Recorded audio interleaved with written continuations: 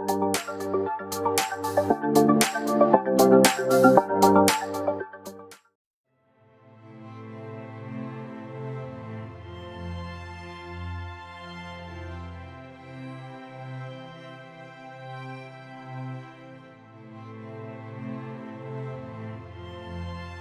The Lord.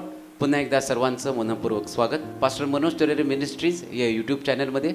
या चॅनलला आपण लाईक करूयात, सबस्क्राईब करूयात आणि अधिकाधिक लोकांपर्यंत हे चॅनल आपण पाठवूयात, जेणेकरून ज्या उद्देशाने परमेश्वराने हे चॅनल सुरुवात केलेलं आहे तो परमेश्वराचा उद्देश पूर्णत्वास जावा. त्या ठिकाणामध्ये एक व्हॉट्सअप नंबर दिलेला आहे. तुमच्या जीवनामध्ये जर काही प्रश्न असतील, काही अडचणी असतील तर त्या व्हॉट्सअप नंबरवर तुम्ही तुमच्या प्रार्थना विनंत्या पाठवू शकता. त्याचप्रमाणे जर तुमच्या जीवनामध्ये जर काही साक्ष घडली असेल तर परमेश्वराला उंच करण्यासाठी तुम्ही त्या व्हॉट्सअप नंबरवर तुमच्या साक्षी देखील त्या ठिकाणामध्ये तुम्ही पाठवू शकता. त्याचप्रमाणे तुम्हाला जर या ठिकाणामध्ये यायचं असेल, तो जर नंबर लागला नाही, काही प्रार्थना विनंती द्यायची असतील तर मी या ठिकाणामध्ये तुम्हाला 4 नंबर देत आहे. त्या नंबरवर तुम्ही कॉल करू शकता. त्यातला पहिला नंबर आहे 9860274141. दुसरा नंबर आहे 9850144151. तिसरा नंबर आहे 9730319999 आणि चौथा नंबर आहे 9922882179. त्याचप्रमाणे येत्या 24 तारखेला म्हणजे 24 नोव्हेंबरला शिल्हो पेंटिकॉस्टल चर्च सोलापूर या ठिकाणामध्ये बाप्तिस्मे होणार आहेत. तर ज्यांना या ठिकाणामध्ये बाप्तिस्मा घ्यायचा असेल तर त्यांच्यासाठी मी हा नंबर सांगत आहे 9850144151. या नंबरवर त्यांनी संपर्क साधायचा आहे. त्या ठिकाणामध्ये तुम्हाला बाप्तिस्माचं शिक्षण मिळेल. परमेश्वर अद्भुत कार्य करत आहे. भरपूर साक्षी घडत आहेत. एका बहिणीने पास्टरांना मेसेज केला होता आणि त्यांना सांगितलं होतं की डिलिव्हरी त्यांची झाली होती आणि 3 महिने झाले होते आणि त्यांनी सांगितलं की खूप ब्लिडिंग त्यांना होत होतं. खूप त्रासातनं ती बहीण जात होती आणि त्या बहिणीने पास्टरांना मेसेज केला आणि पास्टरांनी त्या बहिणीसाठी प्रार्थना केली, ओके सेंड केलं आणि त्या बहिणीने सांगितलं की दुसऱ्या दिवशीपासूनच त्या बहिणीला पूर्ण आरोग्य मिळालं. म्हणून आपण सर्व गौरव परमेश्वराला देणार आहोत. ब्रदर रामचंद्र सपकाळ यांना बेंबीचा हार्निया झाला होता आणि डॉक्टरांनी त्यांना ऑपरेशन सांगितलं होतं. पण ते इतके घाबरले होते की त्यांना वाटत होते की आता कशा पद्धतीने ते करायचं आणि ते खूप घाबरून गेले होते. आणि त्यांनी पास्टरांना सांगितलं की पास्टर तुम्ही प्रार्थना करा. पास्टरांनी त्या भावासाठी प्रार्थना केली. परमेश्वराने सहाय्य केलं आणि ते ऑपरेशन सक्सेसफुल झालं आणि पूर्ण आरोग्य त्या भावाला मिळालं. म्हणून आपण सर्व गौरव परमेश्वराला देणार आहोत.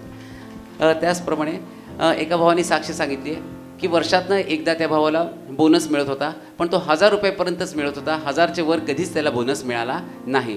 आणि त्या भावाने ज्यावेळेस त्यांना पगार मिळाला तो पहिल्या पगारातला त्यांनी काय केलं, त्या पगारातला दशांश या ठिकाणामध्ये चर्चसाठी त्यांनी पाठवला आणि दुसऱ्याच दिवशी त्या भावाला 10,000 रुपयाचा बोनस मिळाला. म्हणून आपण सर्व गौरव परमेश्वराला देणार आहोत. त्याचप्रमाणे आपल्यामध्ये ब्रदर अविनाश तेलोरे आहेत, ते यावेळेस पुढे येतील. माझे सासरे आहेत अविनाश तेलोरे, त्यांची साक्ष मी देत आहे. ॲक्च्युली मागच्या महिन्यामध्ये त्यांचं मोतीबिंदूचं ऑपरेशन ठरलं होतं, करायचं होतं आणि पुण्यात ठरलं होतं, पण साखर त्यांची कंट्रोलमध्ये नव्हती. सो साखर आणि किडनीचं क्रिएट लेवल त्यांचं कंट्रोलमध्ये नसल्यामुळे ते ऑपरेशन पुढं ढकललं जात होतं. मग ते सोलापुरात आले आमच्याकडे आणि सोलापुरात आल्यानंतर त्यांनी शिलो चर्चमध्ये आले आणि रविवारचं वचन त्यांनी ऐकलं आणि त्या वचनाने त्यांच्या जीवनामध्ये काम केलं आणि त्यांची साखर जी 200च्या वर राहत होती कायमस्वरूपीची, ती 160 वर आली. किडनीचा रिपोर्ट जो क्रिएटिन होता तो नॉर्मलमध्ये आला आणि जो HbA1c एक टेस्ट असती ती पण 11.5 राहत होती, ती 7 वर आली. आणि हे सगळे रिपोर्ट 2 दिवस आधी ऑपरेशनच्या नॉर्मलमध्ये आले आणि ऑपरेशन झालं.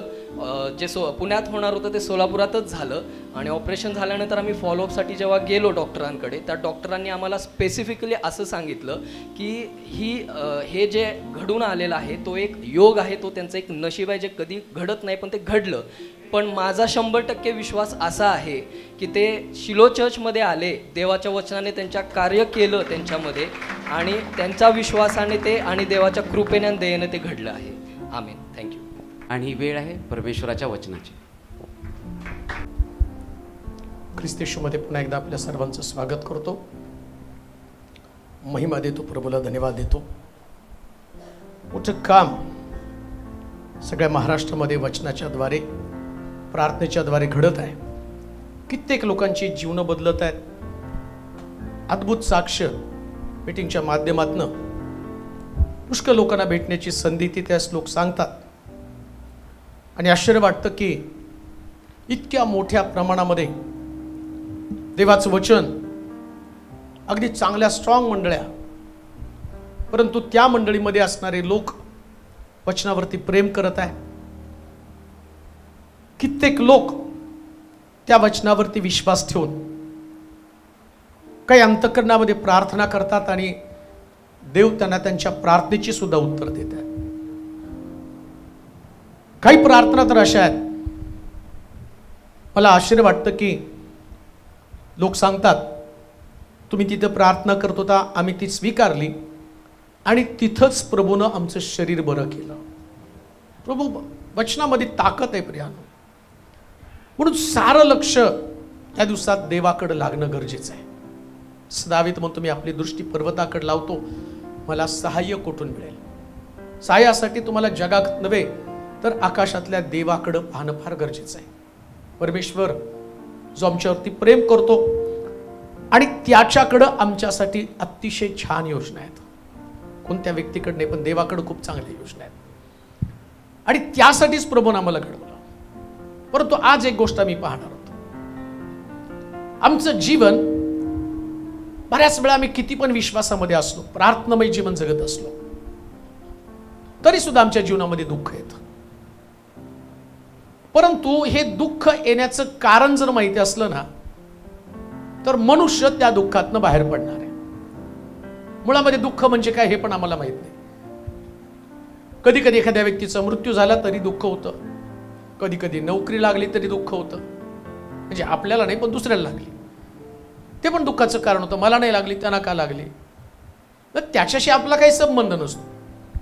कधी कधी आमचं सगळं ठीकठाक चाललेलं असतं पण एखाद्याच्या घरामध्ये चांगली वस्तू आली तरी आम्हालाच दुःख होतं का ती आमच्याकडं नाही.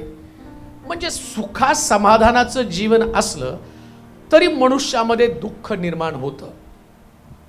मग या जीवनामध्ये दुःख न येण्याचा आम्ही आटोकाट प्रयत्न करत असतो. मग प्रार्थना म्हटलं तर प्रार्थना कुठले पण उपाय करायला सांगा, दुःख दूर होण्यासाठी मनुष्य प्रत्येक प्रकारचा प्रयत्न करतो. कोणी सांगितलं की शास्त्र वाचन करा, कोण म्हणतं हे पुस्तक वाचा, कोण म्हणतं कुठली वस्तू घरामध्ये ठेवा. परंतु आम्ही पाहतो की लोक या दुःखातनं बाहेर पडण्याचा अनेक प्रकारे प्रयत्न करतात, परंतु आम्हाला त्याच्यावरती उपचार सापडत नाही. पण बायबलमध्ये त्याच्यावरती उपचार आहे. दुःख येण्याचं कारण किंवा आमच्या जीवनात दुःख काय येतं हे समजून घ्यायला पाहिजे. म्हणजे जसं एखादं आजारपण आमच्याकडे येतं, मग आजारपणाचं कारण आहे, त्या आजारपणाचं कारण माहिती असलं तर आम्ही त्या आजारापासून दूर राहतो. तसं दुःखाचं पण कारण माहित पाहिजे ना, कशामुळे दुःख येतं, कोणतं कारण आहे.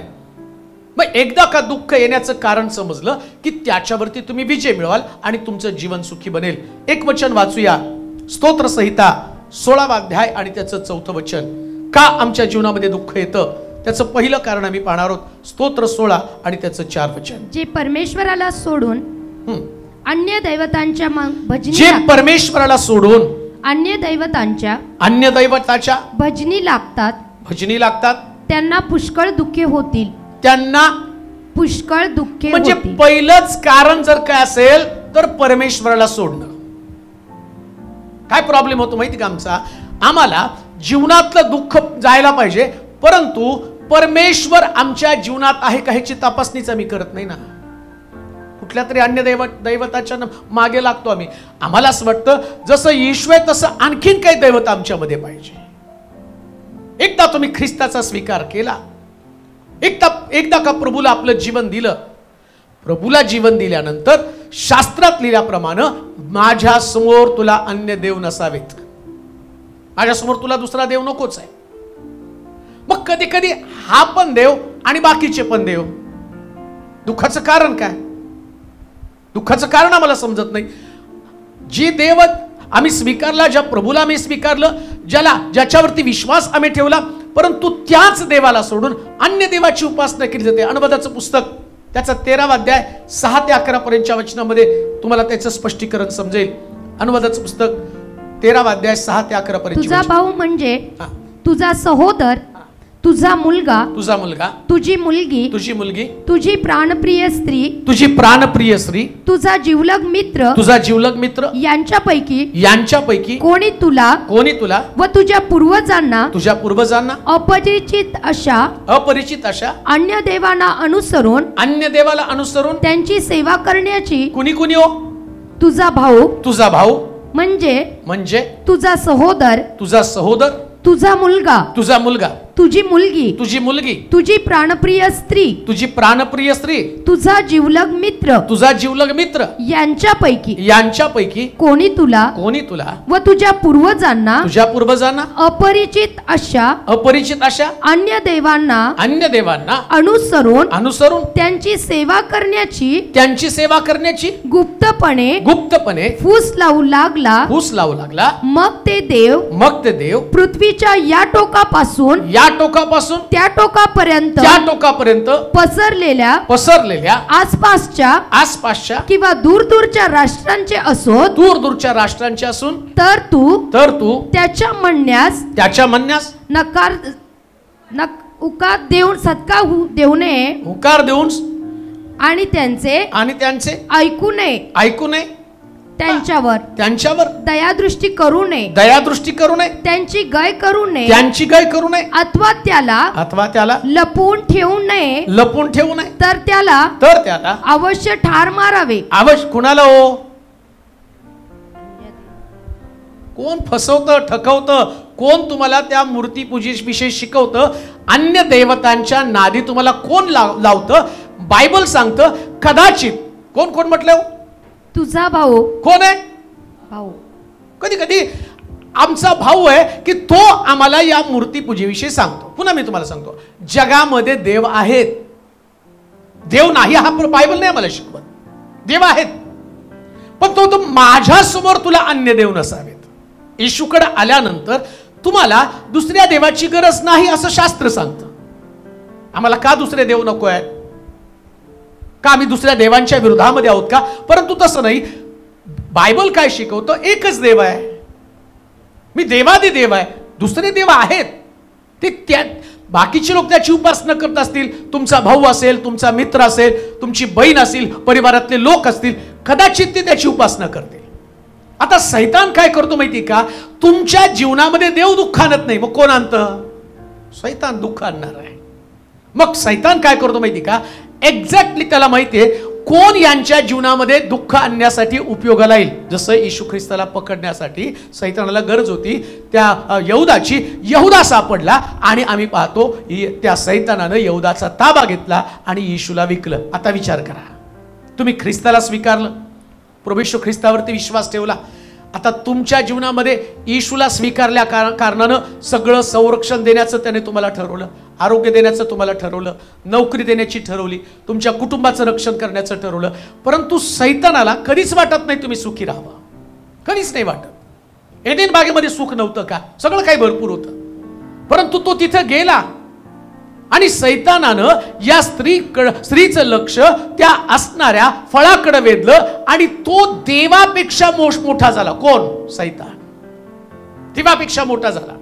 त्यानं म्हटलं या झाडाचं फळ खा, तू मरणार नाही. तसंच काय होतं माहिती का? तुमच्या जीवनातले काही प्रश्न सोडवण्यासाठी हा लुसिफर तुमचा वापर करत असतो.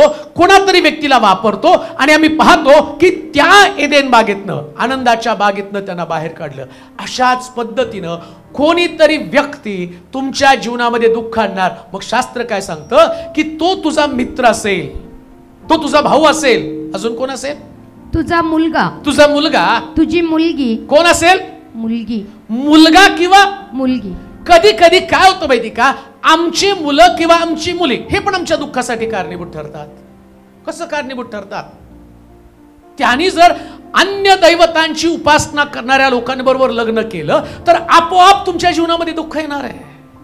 हे कुणाला माहित पण नाहीये. आज आम्ही म्हणतो की आमचा देश, आमचा भारत देश किंवा आम्ही ऍडव्हान्स प्रकारचे लोक आहोत. आणि या ऍडव्हान्स लोकांमध्ये काय होतं की आम्हाला असं वाटतं मला परवा कोणीतरी सांगितलं की माझ्यासाठी प्रार्थना करा, मी आणि अमक्या मुलाबरोबर लग्न करत आहे आणि त्याला मी देवामध्ये आणत आहे, त्या आत्म्याचं मी तारण करत आहे. तो आत्म्याचं तारण करत नाही, तो दुःख आणत आहे. शास्त्रात लिहिलं, तू दुःख आणत आहे. म्हणून तर म्हणतो ना, नंतर तुम्ही प्रार्थना नाही, आता आमच्यासाठी प्रार्थना करा. मी परवा एका व्यक्तीला खूप बोललो, ठेवून टाक म्हटलं फोन. मी सांगितलं की मी इंटरकास्ट मॅरेज केलं. मग सुरुवातीला त्या मुलानं मला सांगितलं की तू तुझ्या देवाचं कर, मी माझ्या देवाचं करते. मग काही दिवस ते चाललं. त्याच्यानंतर घरातले लोक म्हटले, नाही आता तू आमच्याशी लग्न केलं, मग तुला आमच्या चालीरीती फॉलो करावे लागतील.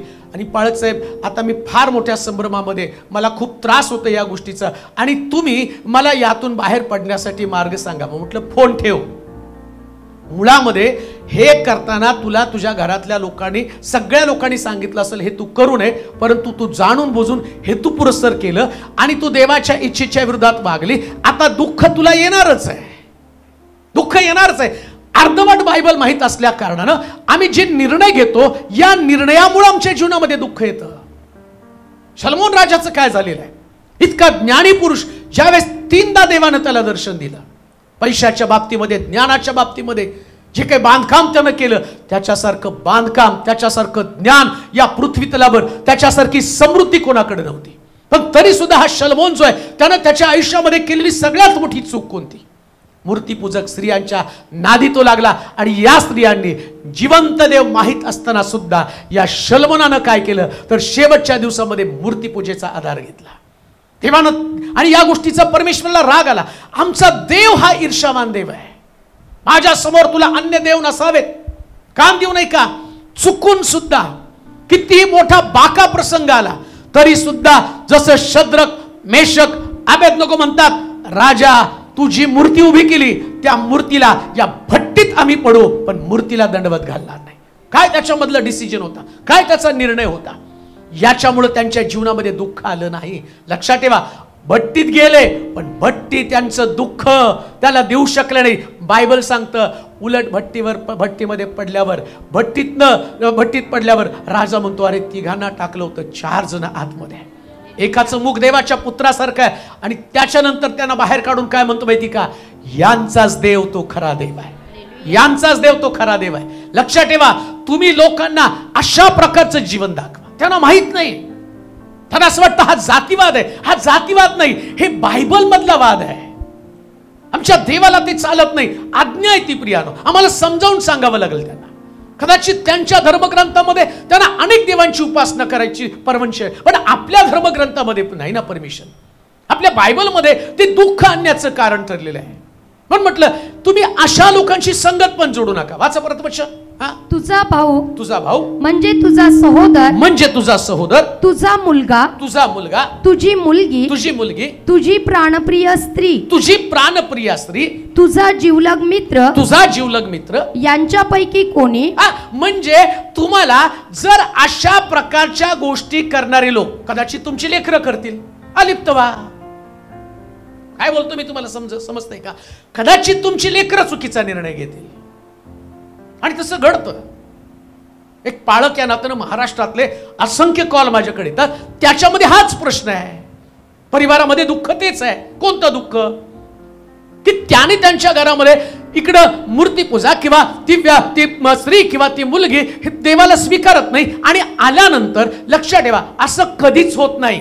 क्वचित एखादा प्रसंग असतो की त्या प्रसंगामध्ये एक व्यक्ती देवाकडे येते. आणि असं जर असतं ना, तर बघा, आपण असं करू शकलो असतो, आमच्या सगळ्या मुलांनी विधर्मी मुलींची लग्न केली असते, सगळा भारत ख्रिश्चन करून ठेवला असता आणि सगळा भारत स्वर्गामध्ये गेला असता. तसं होत नसतंय.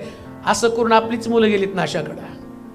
त्यांनाच मुलींच्या, आणि त्या मुलींनी मूर्तीपूजेच्या अधीन केलं, त्यांनी चर्च बंद केलं, त्यांना धर्माविषयी, पवित्र आत्म्याविषयी, कृपादानाविषयी आणि प्रभू येशू ख्रिस्ताच्या येण्याविषयी पण त्यांना काही घेणं देणं नाही. रममान झाले त्या जगामध्ये.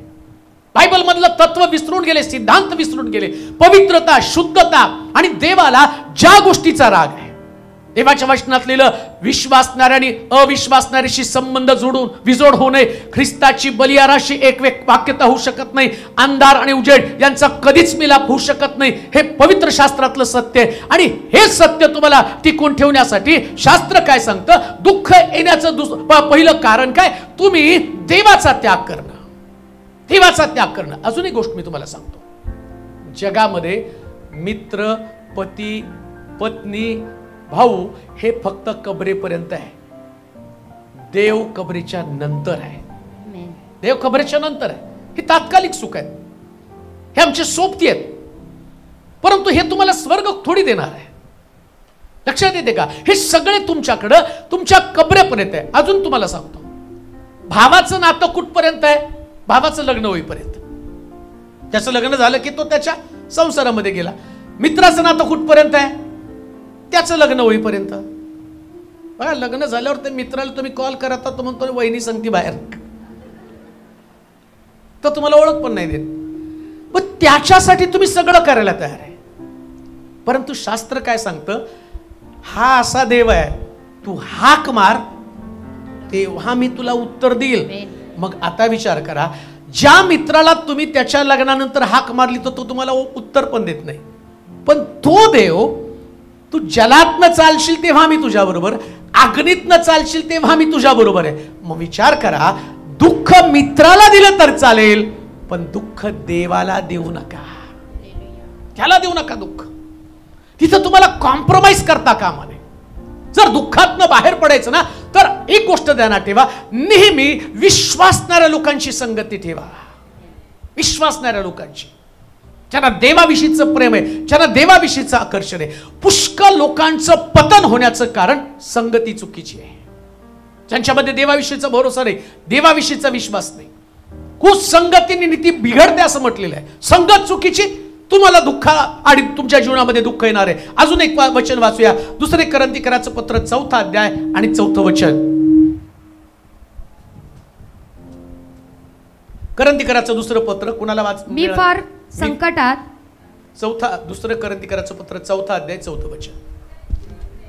त्यांची म्हणजे विश्वास न ठेवणाऱ्या लोकांची मने या युगाच्या दैवताने आंधळी केली आहे. अशा हेतूने की देवाची प्रतिमा जो ख्रिस्त त्याच्या तेजाचा सुवार्तेचा प्रकाश त्यांच्यावर प्रकाशू नये. आता दुसरी गोष्ट, जसं देवाच्या लोकांना अन्य दैवत आणि दुःख आणण्याचं काम करतात, तसं या जगामध्ये ज्या ठिकाणी तुम्ही राहता, देवाचे लोक वावरत आहेत, कामाच्या ठिकाणी जात आहेत, त्यानंतर मी पाहतो व्यवहारामध्ये तुम्ही जाता, जगामध्ये तुम्ही जाता, आणि जगामध्ये गेल्यावर जगामध्ये सुद्धा एक दैवत आहे.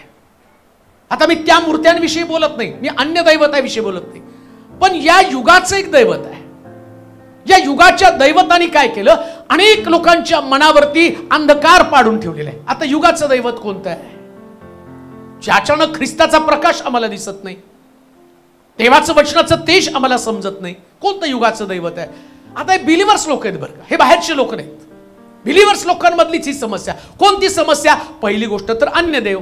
आणि कोण देतात अन्य देव तुम्हाला? तुमचे जवळचे लोक, मित्र असेल, भाऊ असेल, बहीण असेल, मुलगा असेल. त्यानंतर मी पाहतो अनेक नाते संबंधानं, पत्नी संबंधानं बोललं, ती पण अन्य दैवताची उपासना करणारी स्त्री असेल. म्हणून तुम्हाला सांगू द्या की या लोकांपासून तुम्हाला अलिप्त व्हायलाच पाहिजे. तिथं तुम्हाला तडजोड करता येत नाही, तिथं तुम्हाला कॉम्प्रोमाइज करता येत नाही. पण तरी सुद्धा या जगाचं पण दैवत आहे. या जगाच्या दैवतांनी पण अनेक लोकांची मन आंधळी करून टाकलेली. कोणतं जगाचं दैवत आहे? जगामध्ये राहता मग सैतान काय करतो माहिती का? बागेतनं घालवण्यासाठी त्यानं फक्त फळ दिलं. फळ मिळालं की ते बागेतनं बाहेर गेले. त्यांना काही देव नाही दिला त्यांना, पण फळ दिलं ना. फळ दाखवल्याबरोबर देवापासून ते अलिप्त झाले. काहीतरी फळ सैतान आम्हाला दाखवतो, देवापासून तोडणाऱ्या गोष्टी. कोणती देवापासून तोडणारी गोष्ट आहे? कोण आहे या युगाचं दैवत? या युगाचं दैवत पहिलं तर पैसा आहे. जगामध्ये लोक जास्तीत जास्त जर कशासाठी समर्पित आहे तर पैशासाठी. मग त्याच्यामध्ये नीती अनिती कुठल्याच प्रकारचा विचार केला जात नाही. म्हणून मी पाहतो प्रभू येशू ख्रिस्त जेव्हा जक्कायला भेटला, त्या जक्काय काय म्हणतो? मी कुणाचं कुभांडानं घेतलं असेल? म्हणजे याच्या अगोदर तो लोकांचं पैसा घेणं, कुभांडानं कशाही पद्धतीनं पैसा मिळाला पाहिजे, पैशासाठी समर्पण आहे. आज पुष्कळ लोक देवाच्या घरामध्ये नाहीत. आज पुष्कळ लोक आपल्या कामावरती, काही बिझनेस मध्ये, लोकांकडे वेळ आहे, परंतु त्यांनी त्यांचा वेळ त्यांच्या पैसा कमवण्यामध्ये खर्च केलं. युगाचं दैवत आहे. खऱ्या देवाची ओळख त्यांना कुठं आहे? इतके समर्पित झालेत त्या पैशाला. एक दिवशी हा पैसा मिळून मिळून त्यांच्यामधली सगळी शांती, त्यांच्यामधलं पाचारण, त्यांच्यामध्ये असणारं देवाचं कॉलिंग, त्यांच्यामध्ये देवाची असणारी शांती, सगळं काही घालून बसलेले. या युगाचं दैवत पैसा आहे. लक्षात ठेवा, पैशाच्या एवढं पण नादी लागू नका की ज्याच्यामुळं देवाचं आणि तुमचं नातं तुटेल. जीवन फक्त पैशासाठी नव्हे. पैसा तुम्हाला फक्त कबरेपर्यंतच उपयोगाचा आहे. अजून त्याच्या पलीकडे सांगतो, हॉस्पिटलमध्ये सुद्धा तुम्हाला या पैशाचा उपयोग नाही. तेव्हा तुम्हाला देवाच्या कृपेची गरज आहे. देवाच्या कृपेची गरज आहे. आणि जेव्हा तुम्ही देवाची कृपा अनुभवता, म्हणून मी पाहतो लाजरस कबरेमध्ये असताना मरिया म्हणते आता त्याच्या शरीरातनं वास येत असेल, पण येशू म्हणतो चल मला घेऊन तिथं. लाजरसला पैशाने बाहेर आणलं नाही, पण जिवंत देवानं त्याला बाहेर आणलं. येशूनं त्याला बाहेर आणलं.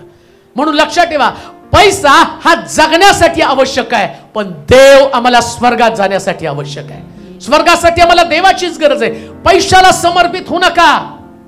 जेवढं लागतं प्रभू तुम्हाला देतो. बायबल सांगतं तो त्याच्या लोकांना जे काही लागतं ते झोपेत पुरवतो. म्हणून त्यांनी स्तोत्रामध्ये म्हटलं, तुम्ही रात्री उशिरा झोपता, सकाळी कष्टाचं अन्न खाता, पण हे सगळं काही व्यर्थ आहे का? देवाला तुमच्या गरजा माहित आहे.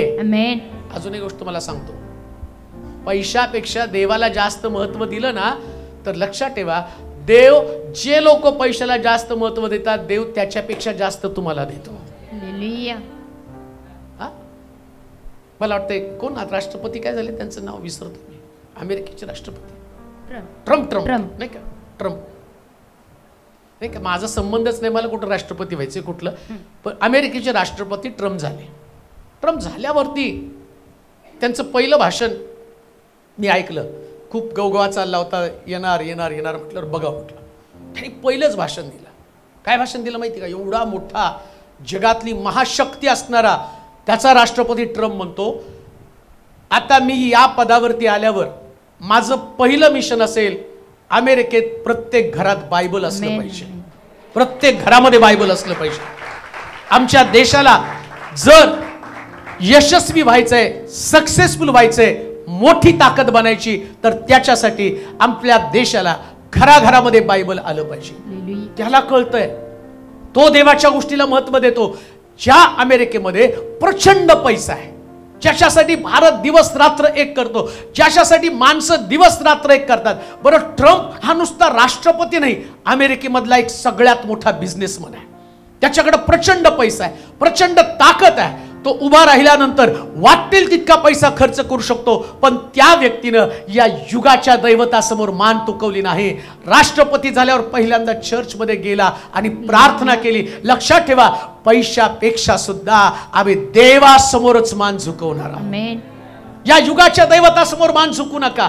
लक्षात ठेवा, युगाचं दैवत पैसा नाही, युगाचं दैवत आमचा प्रभू येशू ख्रिस्त आहे. आणि म्हणून त्याच्या समोर जा, त्याच्या समोर जा. सगळ्या उत्तमातल्या उत्तम गोष्टी प्रभू तुम्हाला देणार आहे. सगळ्या उत्तमातल्या उत्तम गोष्टी. असं समजू नका की तुमच्याकडे पैसा नसल्यावर तुम्हाला काही मिळणार नाही. देव कधी कधी तुमची परीक्षा पाहतो. शद्रक, मेशक, अबेदनगो, दानियल या 4 लोकांना पकडून आणलं गुलाम म्हणून आणि त्यांना बंदिशाळेमध्ये ठेवलं. गुलामाची काम ते करत आहे त्या ठिकाणामध्ये. राजा म्हणतो असू द्या, अन्य देवाची उपासना करणारा, आपल्या देवाची उपासना करणारा सगळ्या लोकांना घेऊन या. मला ज्ञानी पुरुष त्या ठिकाणामध्ये सापडले पाहिजे, जे आपल्या राज्यासाठी उपयोगी आले पाहिजे. शोध घ्या लोकांचा. त्यांना हे 3-4 पुरुष सापडले. तो म्हटला यांच्या ठाई ज्ञानाचा आत्मा आहे. आणि हे सगळे जे पुरुष आहेत ते अतिशय विद्वान असे सापडलेले. राजा म्हणतो सगळ्याला ट्रीटमेंट द्या. 10 दिवस 40 दिवस पर्यंत या लोकांना मी जे खातो ते खायला द्या आणि त्यांच्यावरती उपचार करा. ते काय म्हणतात माहिती का? राजा खातो ते मिष्टान्न, राजा पितो ते द्राक्षरस, याचा आम्हाला विटाळ होऊ नये. राजा हे त्याचं दैवत नाही, त्यानं त्याच दैवताचं ऐकलं ज्या दैवतानं त्याला आज्ञा केली होती. जर तुम्ही अनॉइंटेड आहात, अभिषिक्त आहात, तर तुम्हाला राजा खातो त्या गोष्टी नाही खायचं, राजा पितो तो द्राक्षरस नाही, त्याचा तुम्हाला विटाळ होऊ नये. जेव्हा या युगाचं दैवत तुमच्याकडे असतं त्या विठाळणाऱ्या गोष्टी तुम्हाला त्याचं चॅलेंज तुमच्या समोर असतं. परंतु असं लिहिलंय शास्त्रामध्ये 10 दिवसपर्यंत उपचार केल्यावर तो जो व्यक्ती होता ज्यानं त्याला ते दिलं आणि तो म्हणतो सगळ्यापेक्षा ज्ञान यांच्यामध्ये जास्त आहे. का? या युगाचं दैवत ज्ञानासाठी. काही लोक म्हणतात स्मरणशक्ती वाढली तर बदाम खा. आता रोज आमच्या मला 20-30 बदाम देते तरी ट्रम्प विसरलो. त्याचं नावच लक्षात आलं नाही. मी त्याचा व्हिडिओ बघितला, सगळं केलं, परंतु बदामानं माझी स्मरणशक्ती नाही वाढली. पण एक गोष्ट तुम्हाला सांगू का, देवाचं वचन सांगताना मी काहीच विसरत नाही. हे जे ज्ञान हे वरचं ज्ञान आहे. हे वरचं ज्ञान आहे. मग परवा मी मीटिंगला गेल्यावरती काही लोक आले, मग माझ्याशी चर्चा करायला लागली. तुमच्या तोंडावर म्हणून सांगत नाही, पण एवढे वर्ष आम्ही बायबल वाचतो, त्या गोष्टी आमच्या नजरेखालून जातात. परंतु याच्यामध्ये एवढ्या मोठ्या गोष्टी ते कधीच कळत नाही हो. प्रश्न असा पडतो, तुम्ही एवढं फिरता, देव हे तुम्हाला कळवतो कसं काय ह्या सगळ्या? आणि मला तुम्हाला ज्यावेळेस त्या गोष्टी कळतात तुम्हाला किती आनंद होत असेल ना. एवढं सिक्रेट बायबल मधलं कळतं. का माहिती का? या युगाच्या दैवतासमोर मान तुकवली नाही, मी याच्या समोर मान तुकवली. का? हे जे आहे हे सगळ्यात ज्ञानी पुस्तक आहे. युगाचं दैवत पैसा आहे, युगाचं दैवत या ठिकाणामध्ये सत्ता आहे, आणि युगाचं दैवत मोबाईल सुद्धा आहे हो. आता युगाचं दैवत मोबाईल बनलेलं आहे. जेवण नाही मिळालं तर चालेल पण मोबाईल पाहिजे, नाही का? 4 वर्षाचं पोरगं ते म्हणतं की मला बघा रडायला लागलं ना, त्याची आई त्याच्या हातात मोबाईल देते, आपोआप शांत. प्रार्थनेने शांत होणार नाही, मोबाईलने शांत होईल. किती आधीन झाले, काय कळतं त्यांना? अहो मी काल ते माकड पाहिले, ते युट्यूबला एक माकड, ते ट्रेनिंग केलेलं माकड, ते माकड सुद्धा त्याला लागणारं सगळं बघतंय मोबाईलमध्ये. अगदी त्याला टॅब आहे, टीव्ही चालू करतंय, त्यानंतर कपडे काढतं, कपडे ठेवतं, धुवायला टाकतं, भांडे घासतं. माकड. तुम्हाला पाहिजे असेल तर सांगा, ते माकड पाठवतो कधी. त्याच्यापासून तर शिका. माकड करतं पण ही माकडं करणार, जी ओरिजिनल आहे ते करणार, ते माकड करायला लागलं, सगळं करायला लागलं. कपडे काढतं, कपडे घालतं, बाजारात जाऊन भाजी घेऊन येतं, मोबाईल ऑपरेट करतं, फक्त बोलता येत नाही, बाकी सगळं येतंय त्याला. बघा, त्या युगाच्या दैवतानं मोबाईल, कुत्र्याला सुद्धा मोबाईल कळायला लागलेला आहे. कुत्र पण त्याला तुम्ही बघितलं ना तर ते कुत्र सुद्धा बरोबर मालक आलं की मोबाईल बंद करून झोपतं. कुत्र पण ते करायला लागलं. युगाचं दैवत इतका ताबा घेतलेला आहे सैतानानं. का? तर त्याची इच्छा आहे काहीतरी करून देवानं यांच्या जीवनामध्ये जो आनंद ठेवला. दुःख आणणारी गोष्ट कोणती? युगाचं दैवत. आज जगामध्ये सगळ्यात जास्त दुःख मोबाईलमुळेच निर्माण झालेलं आहे. मोबाईल ज्या दिवशी लोकांच्या हातामध्ये आला त्या दिवसापासून परिवारातले संबंध सुद्धा तुटून गेलेले आहेत. जो आनंद एकमेकांमध्ये प्रभूने ठेवलेला होता, तो आनंद, ते ऐक्य, ते प्रेम त्यांच्यामध्ये राहिलेलं नाही. साधं बोलायचं तरी ते व्हॉट्सअपवर मेसेज देतात, पण प्रत्यक्ष एकमेकाशी बोलू शकत नाही. ही परिस्थिती जिथं प्रभूनं एकमेकाशी जोडण्यासाठी जी संगती, सहवास त्यांना दिला होता, तो सहवास निघून गेलेला आहे. हे युगाचं दैवत आहे. लोक त्याच्या इतक्या अधीन गेलेत, इतके त्याच्यासाठी आणि व्यसनाधीन झालेत. मी तो म्हणतो व्यसन त्यांना ते लागलेलं आहे. ना त्यांना प्रार्थना करूशी वाटत, ना देवाच्या मंदिरात येऊशी वाटत, ना देवाच्या सानिध्यातला आनंद त्यांना भोगूशी वाटत आहे. कोणती गोष्ट त्या मोबाईलमध्ये नाही, सगळ्या गोष्टी त्याच्याकडे तुम्हाला सापडतील. सगळ्या गोष्टी, कोणती गोष्ट त्याच्यामध्ये नाही. आणि त्याच्या अधीन झालेत लोक, आणि त्या सवयी इतक्या भयानक प्रकारच्या त्याच्यामध्ये लागलेत. तर त्या ठिकाणामध्ये असं लिहिले की दुःख आणणारी ती गोष्ट आहे. पुन्हा वाचा करंदीकराचं 2 पत्र 4 अध्याय 4 वचन. त्यांची म्हणजे विश्वास न ठेवणाऱ्या लोकांची मने या युगाच्या दैवतानं आंधळी केली आहेत. अशा हेतूने की, कशा हेतून की, देवाची प्रतिमा जो ख्रिस्त त्याच्या तेजाच्या सुवार्तेचा प्रकाश त्यांच्यावर प्रकाशू नये. म्हणजे तुम्हाला ख्रिस्त दिसू नये अशी जी गोष्ट आहे की ज्याच्यानं तुम्हाला देव दिसू नये अशी कोणती तरी गोष्ट तो या जगातली तुमच्यावरती प्रभाव टाकत आहे. कोणती तरी गोष्ट आहे. ख्रिस्ताचं तुमचं कुठल्या पद्धतीचे संबंध येऊ नयेत. जगामध्ये अशा काहीतरी गोष्टी आहेत त्या तुमच्या लक्षात आल्या पाहिजे की तुम्ही त्याच्या अधीन जास्त झालेला आहे. ॲडिक्वेट झालेलं आहे, तुम्ही त्या सवयीच्या अधीन झालेलं आहे की ते या युगाचं दैवत आहे, हे जगातनं आलेलं आहे. म्हणून पहिलीच गोष्ट आम्ही पाहतो तर या युगाचं दैवत. दुसरी गोष्ट वाचूया.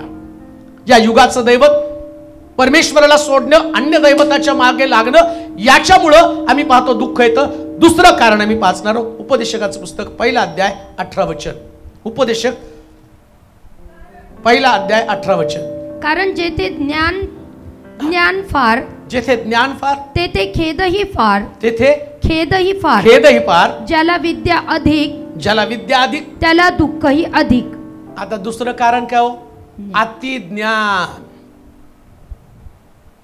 मग पूर्वी एक म्हण होती, अज्ञानामध्ये सुख फार. अज्ञान होतं त्यावेळेस काही वाटत नव्हतं.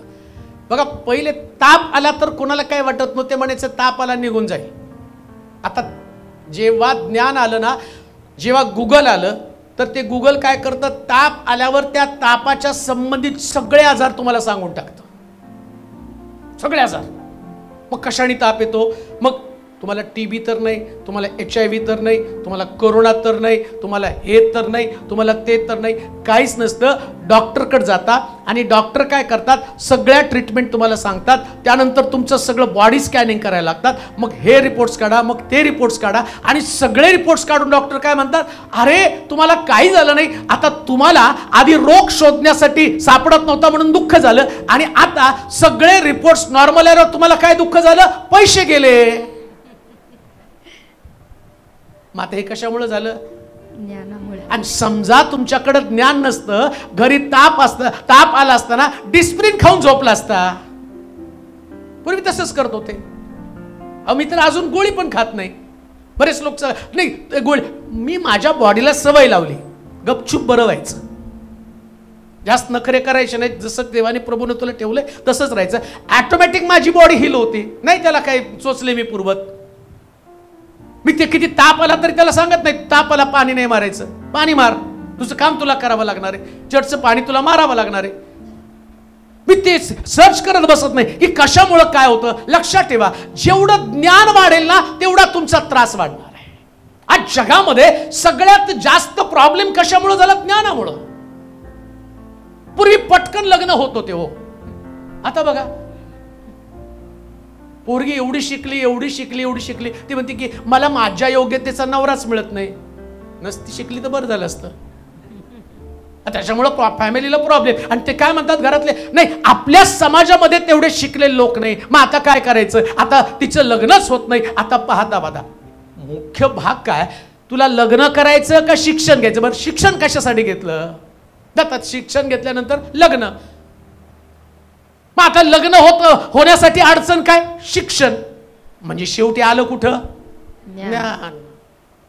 शेवटी ज्ञान. जेवढं ज्ञान वाढेल तेवढे प्रॉब्लेम वाढणार आहेत. आता ज्ञान वाढल्यानंतर काय होतं माहिती का, मनुष्याला जेवढं ज्ञान मिळेल सर्वच गोष्टी आम्ही पाहतो या ज्ञानाच्या द्वारे काय केलं जातं. तुम्हाला माहिती का, एदेन बागेमध्ये आदामानं फळ खाल्लं, ते कोणतं खाल्लं? बरं वाईट म्हणजे ज्ञानाचं. आणि बागेतनं बाहेर कशामुळे गेला? एदेन म्हणजे आनंद. म्हणजे आनंद किंवा आनंद निघून जाण्याचं कारण ज्ञानच आहे. माणसाला जर शांती पाहिजे ना तर त्यांनी कमी ज्ञान आपल्याकडे ठेवायचं, मर्यादित ठेवायचं. बरं का, जास्त ज्ञान करून घ्यायचं नाही. कोणाविषयीच कोणाचं ज्ञान करून घेऊ नका. जेवढा तुम्ही ज्ञान तेवढं तुमचे प्रॉब्लेम वाढणार. बघा, नाही पूर्वी आम्हाला वाटलं हे असे, आता असे, कसलं ज्ञान करून घेतलं? नॉर्मल राहायचं होतं ना. नॉर्मल राहिल्यावर प्रॉब्लेम येणारच नाही. म्हणून शास्त्र काय सांगतं माहिती का, वाचा बरं परत वचन. कारण जेथे ज्ञान फार तेथे खेदही फार. जिथं ज्ञान जास्त तिथं काय? खेदही फार. जितकं जास्त ज्ञान संपादन कराल, एकदा तुम्हाला जास्त ज्ञानाची सवय लागली ना, तुम्ही बसताना सुद्धा खुर्चीला स्प्रे मारूनच बसणार.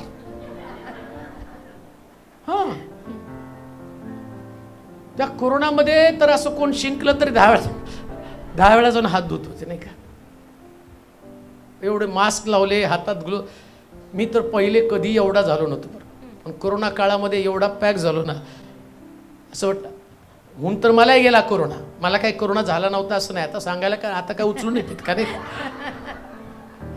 त्यावेळेस ते भीती वाटायची. सांगितलं की पहिला तर आपला चर्चमधला पहिला आकाश घुडके, पहिलाच पहिला सस्पेक्टेड ज्याला पकडलं आकाशला, आणि त्याने येऊन डबा देऊन गेला मला. त्या दिवशी डबा देऊन गेला, आणि डबा देऊन गेल्यानंतर 2 दिवसांनी सांगितलं की त्याला कोरोना. अरे म्हणलं क्या कोरोना, काय करून गेला तू, डबा मला देऊन गेला. आणि त्यावेळेस ते कुणाला डबा दिला, कुठं कुठं भेटला, कोणाच्या संपर्कात आला, एवढा सर्वे असायचा. मी म्हटलं आता यांनी माझं नाव सांगितलं, त्यांना पण भेटलो. मी गेलो, आई गेली, चर्च रिकामो, चोरटे येऊन सगळं सामान घेऊन जातील, कोण राखण. बरं आता मला कोरोना झाल्यावर कोणता मेंबर येऊन तिथं राहणार आहे, तो कशाला राहतोय तिथं.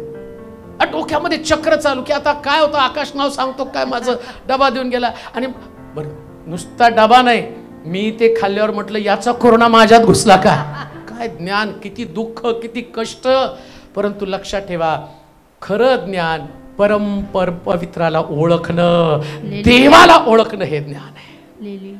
एकदा देवाला तुम्ही ओळखलं, त्याने त्याच्या वचनात असं लिहिलं, धार्मिकाच्या तंबूजवळ कोणता व्याधी फिरकत नाही. धार्मिकाच्या तंबूजवळ कोणता व्याधी फिरकत नाही. हेच ज्ञान तुमच्याकडे असलं पाहिजे. तुमच्याकडे कोणतं ज्ञान असलं पाहिजे, त्याला बसल्या 39 माराच्या फटक्यानं मी निरोगी होतो हे ज्ञान असलं पाहिजे. तुझ्या उजवीकडे सहस्रावधी, डावीकडे लक्षावधी पडतील, पण ते तुला भिडणार नाही, याचं ज्ञान तुमच्याकडे असलं पाहिजे. हे ज्ञान असू देऊ नका की ज्या ज्ञानाच्या द्वारे तुमचं अंतर्मन आणि कमजोर होईल, तुम्ही कमकुवत व्हाल आणि तुमच्या मनामध्ये शंका कुशंका निर्माण होईल. हे ज्ञान असू देऊ नका. असला कोणता GR आणि अशा कोणत्या गोष्टी वाचू नका. आणि जेवढं तुम्ही वाचाल त्या GR मुळे आणि तुमच्या मनाची अस्वस्थता बदलेल आणि तुम्हाला असं वाटेल की आता भविष्यामध्ये काही नाही. पण एकदा तुम्हाला देवाचं ज्ञान असेल तर लक्षात ठेवा, हे ज्ञान तुम्हाला काय सांगतं, तरुण सिंहासही वाहन पडेल, पण धार्मिकास कोणत्या चांगल्या गोष्टीची वाहन पडणार नाही, त्याची उपासमार होणार नाही. धार्मिक निरश्रित झालेली, त्याची संतती भिकेस लागलेली मी पाहिली नाही. हे ज्ञान तुमच्याकडे असलं पाहिजे. अशा ज्ञानावरती चालू नका जे ज्ञान तुम्हाला अस्वस्थ करेल, बेचैन करेल, जे ज्ञान तुमच्यामध्ये आणि भीती निर्माण करेल. अशा ज्ञानाकडे पाहू नका ज्या ज्ञानाच्या द्वारे जगाचा अंत ठरला जाणार आहे. तुम्हाला उठल्यापासून रात्री झोपेपर्यंत पेपर जे दाखवते ते तुम्हाला धडकी भरवतं. एक गोष्ट करा, पेपर वाचायचं, टीव्हीच्या बातम्या बघायचं बंद करा. तुमच्यासारखं सुखी जगात कोणीच नाही. देवाच्या कृपेने बांधकाम चालल्यापासून 1.5 वर्ष, 1.5-2 वर्ष त्याच्या आधीपासूनच म्हणा, कारण ते टीव्हीला जे दाखवतो ते सारखे एकाच पक्षाचं जे कार, तेव्हापासून मी ते बातम्या बघायच्या बंद केल्या. आता कुठलंच काही बघत नाही, टीव्ही बंदच आहे. त्याला जे दिसायचं ते बी दिसत नाही, कारण तो टीव्ही पण आमचा अर्धा झालाय. अर्ध दिसतं ना, अर्ध खालचं बघावं लागतं. ह्याच्यामध्ये कॅमेरा लावलाय की खाली कोण आहे, वर कोण आहे बघण्यासाठी. तो पण अर्धा टीव्ही चांगला आहे ना, अर्धा टीव्ही खराब आहे, अर्धच दिसतं त्याच्यामध्ये. परंतु ज्ञान तसं आहे बघा. मी सुद्धा कॅमेरा लावला तिथं, सारखं. याच्या आधी कॅमेरा नव्हता, काही नव्हतं, सगळं व्यवस्थित होतं, असं वाटत नव्हतं कोण आलं. आता तिथं विटा ठेवल्यात. आता एवढीशा टीव्ही मध्ये काय दिसणार, ते विटा ठेवल्यावर मला वाटतं चोरच आला. परत येतो तिथं, पायरीवर येतो, दड दड दड दड पळत पळत येतो, बघतो तर काय विटा आहे, परत वर जातो. दुःख आलंच ना, दुःख आलंच ना वाटेला. काय खावं काय प्यावं याच्याविषयी सुद्धा तुम्हाला सारखं टीव्हीला सांगितलं जातात बघा. परवा ते असंच बघता बघता तिथं आलं, कधी पाणी प्यावं कधी पिऊ नये, कधी पिलं की पान तरी. अरे पाणी पिऊ का नको. याच्या आधी बाहेरून आलं की पाणी पित होतो, पण त्यांनी एवढं सांगायला लागला आणि त्या सगळ्या सवयी माझ्या आहेत. त्यांनी सांगितलं असं पाणी पिऊ नका, पानथरी होईल, अमक होईल, तमक होईल, बंद करून टाकला. आता असं वाटायला लागलं पानथरी झाली का काय, जरा पोट दुखायला लागल्यावर पानथरी झाली का काय त्यांनी सांगितलं. जेवढं ज्ञान तुम्ही घ्याल तेवढं ज्ञान तुम्हाला दुःखाकडे घेऊन जाणार आहे. जेवढं ज्ञान तुम्ही यातलं शोधा, याच्याकडे प्रोटेक्शन आहे, आमेन, याच्याकडे संरक्षण आहे. मी परवा मीटिंगला गेल्यावरती पुस्तकाचं प्रकाशन झालं आणि मग माझ्या बाजूला एक व्यक्ती बसली. ती बसल्या बसल्या बोलता बोलता बोलले, कशाची काळजी घ्या बरं का. तुम्ही बोलता बोलता, जेव्हा तुम्ही वरच्या लेवलला बोलत होता त्यावेळेस काही नाही वाटलं, पण तुम्ही खालच्या लेवलला बोलायला लागला ना, त्यात जाणवलं की तुमचा घसा खराब झालाय. आणि मग त्यांनी सांगितलं, बघा ते माणूस शेजारी बसलं नसतं बरं झालं असतं. मग त्यांनी सांगितलं की एक डॉक्टर होते आणि त्या डॉक्टरनी रोज 1000 पेशंट तपासायचे आणि मग एवढे बोलायचे की बोलता बोलता त्यांचा आवाजच गेला. आता खाना खुना करत आहे आणि ते लिहित आहे आणि त्यांना एक असिस्टंट आहे आणि ते असिस्टंट ते लिहून देत आहे पण डॉक्टर बोलत नाही. मी म्हटलं अरे तिथं तर असिस्टंट चालेल, इथं कसं असिस्टंट चालेल, इथं तर प्रिचिंगच आहे. मग ते म्हटले नाही, आवाज जातो, बऱ्याच लोकांचा आवाज गेला आणि तुमचा आवाज तुम्हाला सांभाळावा लागणार आहे. आणि त्यांनी तसं बोलल्याबरोबर मला आपोआप वाटायला लागलं की माझा आवाज चाललाय आपोआप. आणि मग माझी सगळे चित्र दिसायला लागले. माझा आवाज गेला, मला बोलता येत नाही, लोक मला पाहून तोंड फिरवायला लागलेत. आता मीटिंग बंद, आता कसं व्हायचं आणि मग कसं जगायचं, कसं राहायचं. अरे म्हटलं ती व्यक्ती जोपर्यंत घशाचं बोलत नव्हती तोपर्यंत मी नॉर्मल होतो आणि घशाचं बोलल्याबरोबर मी अबनॉर्मल झालो. आणि आल्यावर मग मी बोलता बोलता नीलूशी बोलायला म्हटलं अरे त्यांनी सांगितलं असं असं करायला. तो म्हटला बायबलच्या ह्याच्याप्रमाणे आणि सायंटिफिकली पण मला हे पटायला तयार नाही. आता म्हटलं एक गोष्ट पास्टर तुमच्या लक्षात येते का, तुमच्या बॉडीला, तुमच्या घशाला तुम्ही काय आज प्रिचिंग करत नाही. तुम्ही प्रिचिंग करत करत आता 30 वर्ष उलटली, 30 वर्ष प्रिचिंग करता. तुमच्या बॉडीला या प्रकारच्या प्रिचिंगची तुमच्या घशाला पण सवय झाली, बॉडीने ऍक्सेप्ट केलं. हे सायंटिफिक मी तुम्हाला सांगतो. आणि बिब्लिकल तर देव तुमचं रक्षण करत आहे. या दोन्ही गोष्टीच्या द्वारे तुम्ही कसं काय त्या व्यक्तीवर विश्वास ठेवत आहात. सांगण्याचं तात्पर्य, जेव्हा ज्ञान येतं तेव्हा दुःख वाढलं जातं, पण जेव्हा अज्ञान आणि देवाविषयीचं प्रकाशन असतं त्यास मनुष्य आनंदी जीवन जगत असतो. दुःख येण्याचं कारणच ज्ञान आहे. म्हणून अति ज्ञान मिळवू नका. कोणी तुम्हाला निगेटिव्ह गोष्टी सांगितल्या, किती पण सांगू द्या, कशाविषयी पण सांगू द्या, ज्या गोष्टी तुमच्या मनाची शांती तोडतात, ज्या गोष्टी तुम्हाला देवापासून तोडतात, अशा प्रकारचं ज्ञानच घेऊ नका.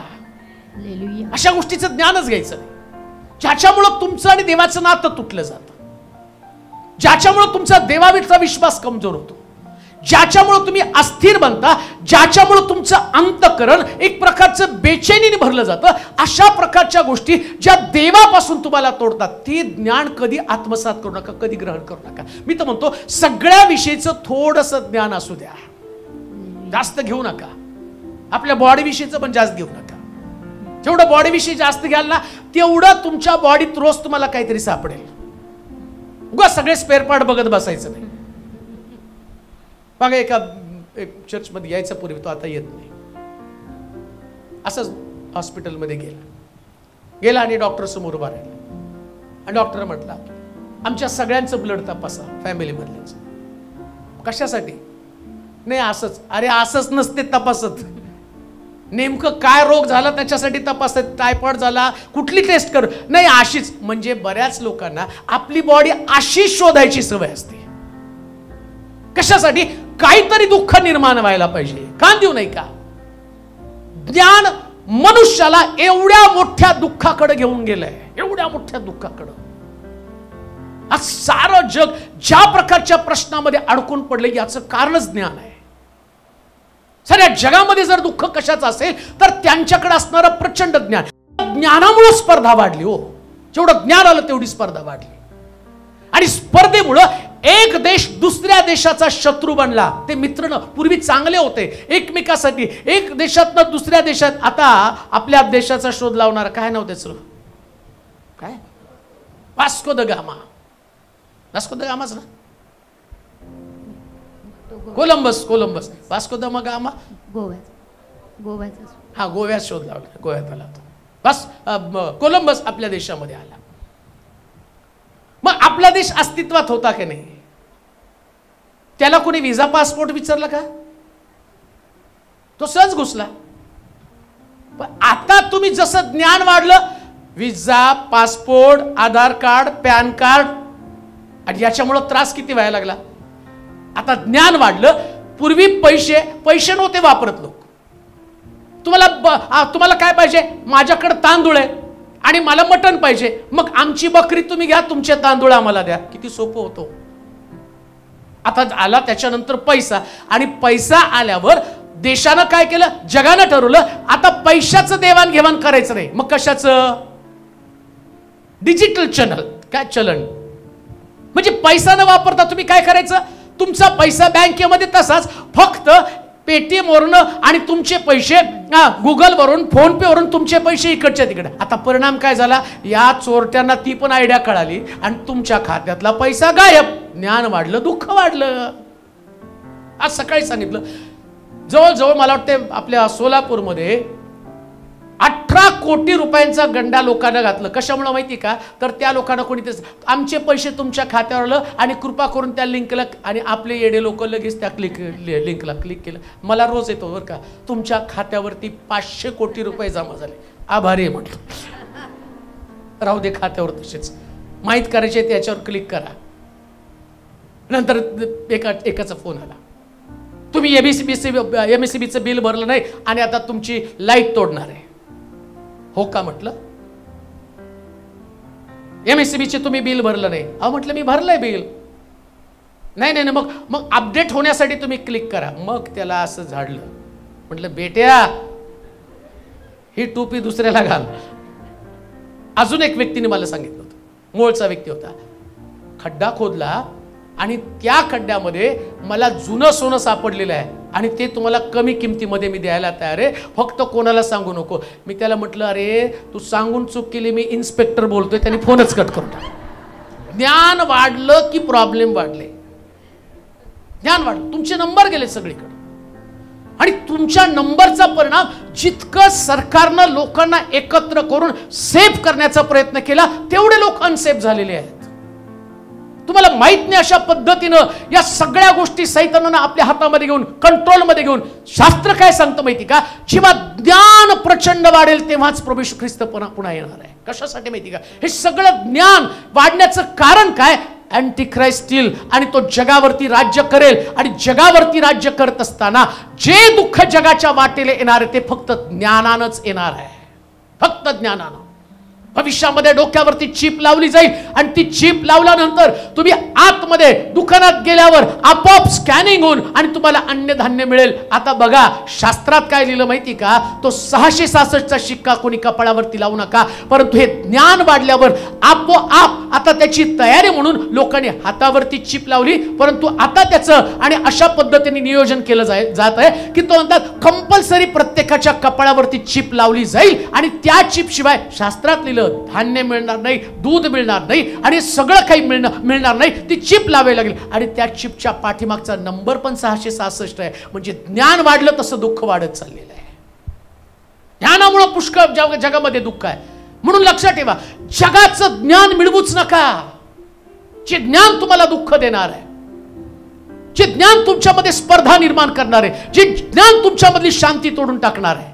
रोगाविषयीची जास्त माहिती करून घेऊ नका. जितकं जास्त रोगाची माहिती करून घ्याल आणि तितकं रोग तुमच्या शरीरामध्ये तुम्हाला वाटेल की माझ्या शरीरात तो रोग आहे. इतकं भयभीत झालेला मनुष्य आहे. सारखी कुठले ना कुठल्या तरी पुस्तकाची माहिती आणि रोज नवीन नवीन गोष्टी सांगितल्या जातात. आता बघा, मागं सांगितलं की प्लास्टिकचे अंडे विकायला आलेत. अहो ते आमच्या घरात आमच्या कधी जर फुटलं, अरे हे प्लास्टिकचंच आहे. मग त्याची मुलाखत आली, त्यांनी सांगितलं, अहो ओरिजिनल अंड्यापेक्षा प्लास्टिकचं अंड महाग आहे, बनवता येत नाही. पण लोकाला खाताना कुठल्याच माणसाला वाटत नव्हतं अंड खातोय, त्याला वाटत होतं प्लास्टिकच खातोय. आता विचार करा, हे आतमध्ये गेल्यावर ऑलरेडी कुठलाही रोग आजार जो आहे ना तो आपोआप तयार होत नाही. परवा कोणीतरी सांगितलं की एक व्यक्तीला फाशी देणार होते, तर त्या ठिकाणामध्ये त्याला म्हटले याला फाशी द्यायचं नाही का, तर त्यांनी पुष्कळ खून केले होते. तर म्हटले याला इंजेक्शन देऊन तडफडून मारायचं. आणि मग त्या व्यक्तीला इंजेक्शन दिलं आणि इंजेक्शन दिल्यावर त्याला इतक्या वेदना झाल्या, इतका त्रास झाला, तो मरून गेला. आणि मग त्या व्यक्तीला त्याचं सगळं बॉडीचं ते म्हटलं याच्यावर त्यांना संशोधन करायचं होतं आणि त्याचं त्यांनी सगळं रिपोर्ट्स काढले. त्या व्यक्तीचं पोस्टमार्टम केलं, तर त्याला साधं इंजेक्शन दिलं होतं. परंतु जेव्हा त्याला कळलं की मला आणि ते विषारी इंजेक्शन देऊन मारणारे, त्याच्या बॉडीमध्ये ते विष विचार करूनच तयार व्हायला लागलं. आणि तो व्यक्ती त्या बॉडीतलं म्हणजे त्याच्या बॉडीमध्ये विष गेलं नाही, परंतु त्यानं विचार केल्यामुळं जे विष तयार करायला पाहिजे होतं ते आपोआप तयार झालं. म्हणजे ज्ञानानं किती मनुष्य भयानक बनून चाललेला आहे की त्याच्या शरीरामध्ये त्याच्या जीवनामध्ये तो जे पसरत आहे ते त्याला नाश करण्यासाठी कारणीभूत ठरत आहे. तुम्ही देखील अशाच पद्धतीनं काही ज्ञान संपादन करता, ते रोग तुमच्या शरीरात नाही, परंतु तुम्ही ज्ञानानं तुमच्या शरीरामध्ये त्या रोगाला प्रवेश करत आहात आणि शिरकाव करू देतात. परंतु तुमच्याकडे जर देवाच्या वचनाचं ज्ञान असेल तर तुम्हाला देवाच्या वचनाचं ज्ञान सांगेल धार्मिकाच्या तंबूजवळ व्याधी येणार नाही. तुमचं शरीर प्रोटेक्टिव्ह असेल, त्याच्यावरती कुठली सत्ता राज्य करू शकणार नाही. आता मगाशी माझ्या भावाची साक्ष सांगितली, पुण्यात त्याची शुगर कंट्रोलमध्ये येत नव्हती, सोलापुरात आल्यावर कशी काही कंट्रोलमध्ये आली, इथं आल्यावर त्याच्या डोक्यात आलं, साक्षी वगैरे ऐकल्या नाही, त्याच्या बुद्धीनं त्याच्या विचारानं ठरवलं आता सगळं कंट्रोलमध्ये येणार आहे. आणि जेव्हा डॉक्टरकडे गेला आपोआप कंट्रोलमध्ये आला. येशूनं हाच फॉर्म्युला वापरला नाही का, वाळलेल्या हाताच्या माणसाला त्याला म्हटलं आपला हात लांब कर. आता एवढे दिवस त्याचा हात लांब झाला नाही, पण बॉडीनं ते स्वीकारलं, देवाचं ज्ञान त्यानं स्वीकारलं. आधी जे ज्ञान होतं ते ज्ञान त्याला सांगत होतं तू बरा होणार नाही, पण आता येशू बोलला, त्याच्या बॉडीनं स्वीकारलं आणि तो बरा झाला. हीच गोष्ट तुमच्या जीवनामध्ये घडणार आहे. लक्षात ठेवा, बरीच दुःख ज्ञानामुळे प्राप्त होणार आहे. तुम्हाला तुमचं शरीर, तुमचा परिवार ते स्वीकारतो. कधी कधी आम्ही ज्या गोष्टी जीवनामध्ये अवतीभोवती घडतात आम्ही म्हणतो त्यांच्यासारखं माझ्या घरामध्ये घडणार आहे. तुम्ही त्यांचं ज्ञान घेतलं, त्यांच्यासारखी परिस्थिती तुमच्या घरामध्ये, तुम्ही जसं त्या घरातलं वातावरण तुम्हाला असं वाटतं माझ्या जीवनात तसंच वातावरण होणार आहे, पण तू ते ज्ञान करून घेऊ नका. तुमचा परिवार सगळ्या परिवारापेक्षा वेगळा आहे. त्यांच्या परिवारामध्ये देव नाही, तुमच्या परिवारामध्ये देव आहे. त्यांना आशा नाही, तुम्हाला आशा आहे. त्यांचं जीवन संकटामध्ये आहे, पण संकटातनं बाहेर काढणारा देव तुमच्याकडे आहे. तुमच्याकडे पैसा संपत्ती नाही हे ज्ञान तुमच्याकडे करून घेऊ नका. तुमच्याकडे हे ज्ञान असू द्या, जगाचं निर्माण करता देव तुमच्याकडे आहे. तो तुमच्या गरजा भागवणार आहे, तुमच्या मुलांचं भविष्य घडवणार आहे, तो तुम्हाला समृद्ध करणार आहे, तो तुम्हाला सर्व काही उत्तमते देणार आहे. याविषयीचं ज्ञान तुमच्याकडे असलं पाहिजे. आणि जे लोक हे ज्ञान स्वीकारतात ते जगातले सगळ्यात सुखी. आमेन. कशाला चिंता करत बसायची. म्हणून मला आकाशातल्या पाखरांकडे पहा, थोडी सुद्धा चिंता करत नाही. आणि तो म्हटला तुमचं मोल त्याच्यापेक्षा अधिक आहे. हालेलुया. अजिबात चिंता करायची भविष्यात काय होईल. काही गोष्टी आम्ही माहीत करून घेतो, त्या माहीत करून घेतलेल्या गोष्टीमुळे आमच्या जीवनात दुःख आहे. सिमिलर परिस्थिती जरी बाहेरची असली तरी तुमच्या डोक्याला तसा विचार करू द्यायचा नाही. ऐका, आता शुगर आहे, शुगर असल्यावर विचार करा, माझ्यापेक्षा छोटा भाऊ शुगर होती, शुगर कंट्रोलमध्ये राहिली नाही, मग त्याची किडन्या गेल्या आणि तो गेला. मग ते ज्ञान माझ्या डोक्यामध्ये असलं आणि मी तसाच विचार केला, अरे माझा भाऊ गेला, त्याची शुगर कंट्रोलमध्ये नव्हती, त्याचं क्रिएटिन वाढलं. आता या धाकट्याचं पण तसंच क्रिएटिन वाढलं होतं, धाकट्या भावाचं, त्याचं क्रिएटिन कंट्रोलमध्ये नव्हतं, ठीक आहे. मग डॉक्टरने सांगितलं किडनीवरती इफेक्ट व्हायला लागलाय. एका डॉक्टरने ते सांगितलं की किडनी खराब झाली, नाही का, सांगितलं होतं की किडनी खराब झाली होती. आता विचार करा, मग मी माझ्यापेक्षा छोट्या भावाचे 2 छोट्या भावांचं माझ्यासमोर माहिती आहे. आणि मग मी आता विचार करायला, अरे त्याला शुगर, त्याचं गेलं, आता आपलं कसं होणार आहे. आता ही बुद्धी कशी, ही बुद्धी ते स्वीकारते, पण लगेच आपण तिथं विचार करायला पाहिजे, त्याची बॉडी माझ्या बॉडीमध्ये फरक आहे. जर माझी बॉडी देवाच्या गौरवासाठी आहे तर ते मी ऍक्सेप्ट करणार नाही का, कारण मला माहितीये प्रभूला वापरून घ्यायचंय तर तो वापरून घेणार, स्वीकारायचंच नाही. हालेलुया. दुःख येणार आहे. मग जिथं जास्त जगायचं तिथं 4 दिवसात मी स्वतः विचार करून मारणार. माणसाला आजार पण मारत नाही, विचार मारतात. आणि विचार म्हणजे ज्ञान आहे. तुम्हाला जगामध्ये यशस्वी होण्यासाठी तुमचे विचार कारणीभूत आहे. तुम्हाला कोण पराभूत करणार आहे? तुम्ही तुमच्या विचारानं पराभूत होणार आहे. जर तुमचे विचार तुम्हाला कमकुवत केलं, हे घडणार नाही. पण जसं दावीद म्हणतो मी याला मारणार. आता बघा, त्या गल्ल्यातला त्यांनी पाहिल्यावर त्याचे सगळे भावंड त्याला म्हणले, तू कशाला शहाणपणा करायला लागला, डबा देन जा ना गपचूप घरी. आणि मग शौलाने पण त्याला बोलवलं आणि शौल म्हणतो माझी वस्त्र घाल आणि लढ त्याच्या बरोबर. दावीद ऑलरेडी त्याच्या मनानं स्वीकारलं होतं, मला लढायचं आहे आणि मला जिंकायचं आहे. हालेलुया. ते ज्ञान नाही घेतलं त्यांनी. त्याची वस्त्र किती आहेत आणि चिलखत केवढं आहे, भाला किती मोठा आहे, तलवार किती मोठी, ते नाही बघितलं. त्याला माहिती आहे माझ्यामधला देव याच्यापेक्षा मोठा आहे. हे ज्ञान तुमच्याकडे असलं पाहिजे. तो नाही दुःखी झाला. शाऊल दुःखी झाला, लपून बसला. दावीद लपला नाही. लक्षात ठेवा, तुमच्याकडे ज्ञान नसेल तुम्ही लपणार नाही, तुम्ही युद्ध करणारे लोक आहात. जर तुमच्याकडे फक्त दैवी ज्ञान असेल तर तुम्ही चाल करून जाणार, लढणार, हरणार नाही. हरायचं नाहीच. कोण हरवतंय आम्हाला? आमच्या बरोबर देव आहे. आमच्या बरोबर देव आहे. देव असणं ही गोष्ट अद्भुत आहे. म्हणून दुःख येण्याचं कारण काय? ज्ञान. आणि बायबल काय सांगतं माहिती का? मूळ आपल्या अंतःकरणामध्ये म्हणतो देव नाही. म्हणजे अज्ञानी व्यक्ती कोण आहे? ज्याच्याकडे देव नाही. मग ज्ञानी कोण आहे? देवावर विश्वास. लक्षात ठेवा. आणि शास्त्र काय सांगतं माहिती का? देवाचं ज्ञान जगासाठी मूर्खतेचं आहे. ज्याच्याकडे देव आहे त्याला असं वाटतं हे मूर्ख लोक आहेत, दुसरं काही सुचत नाही. उठसूट देव देव देव देव देव. अरे तू पुस्तक कर बी देव देव बोलतो. एक दिवशी पुस्तक का देव सिद्ध होईल. आज माझ्याकडं जर सगळ्यात चांगली गोष्ट काय तर देव. सगळ्यात चांगली गोष्ट. आमचा धाकटा भाऊ तो जिथं काम करतो ते माझा मित्र आहे.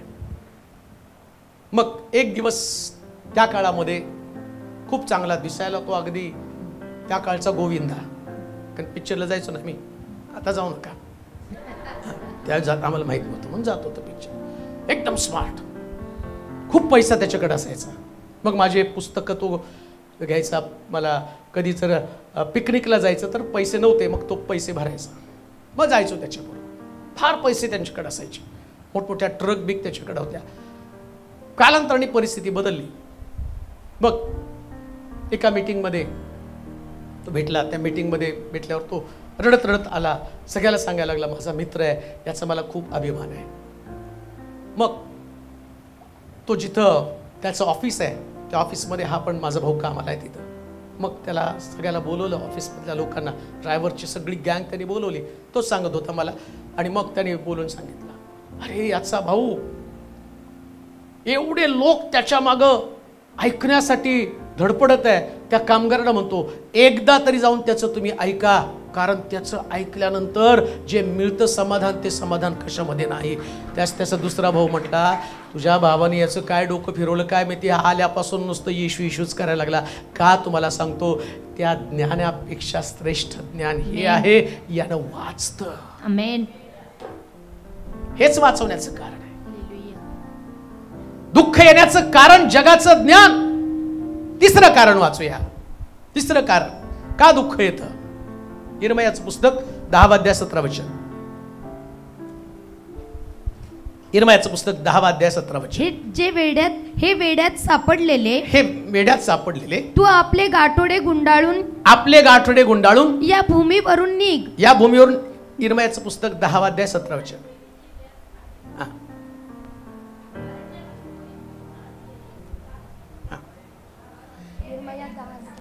यिर्मया 10:17. हे वेड्यात सापडलेले तू आपले गाठोडे गुंडाळून या भूमीवरून निघ. कारण परमेश्वर म्हणतो पहा मी या प्रसंगी या देशातील रहिवासी गोफणीतून फिरकावतो. मी त्यास अशी पीडा करीतो की त्यास जाणवेल. हाय हाय हाय हाय मला जखम झाली आहे. 7 वचन वाचा बरं.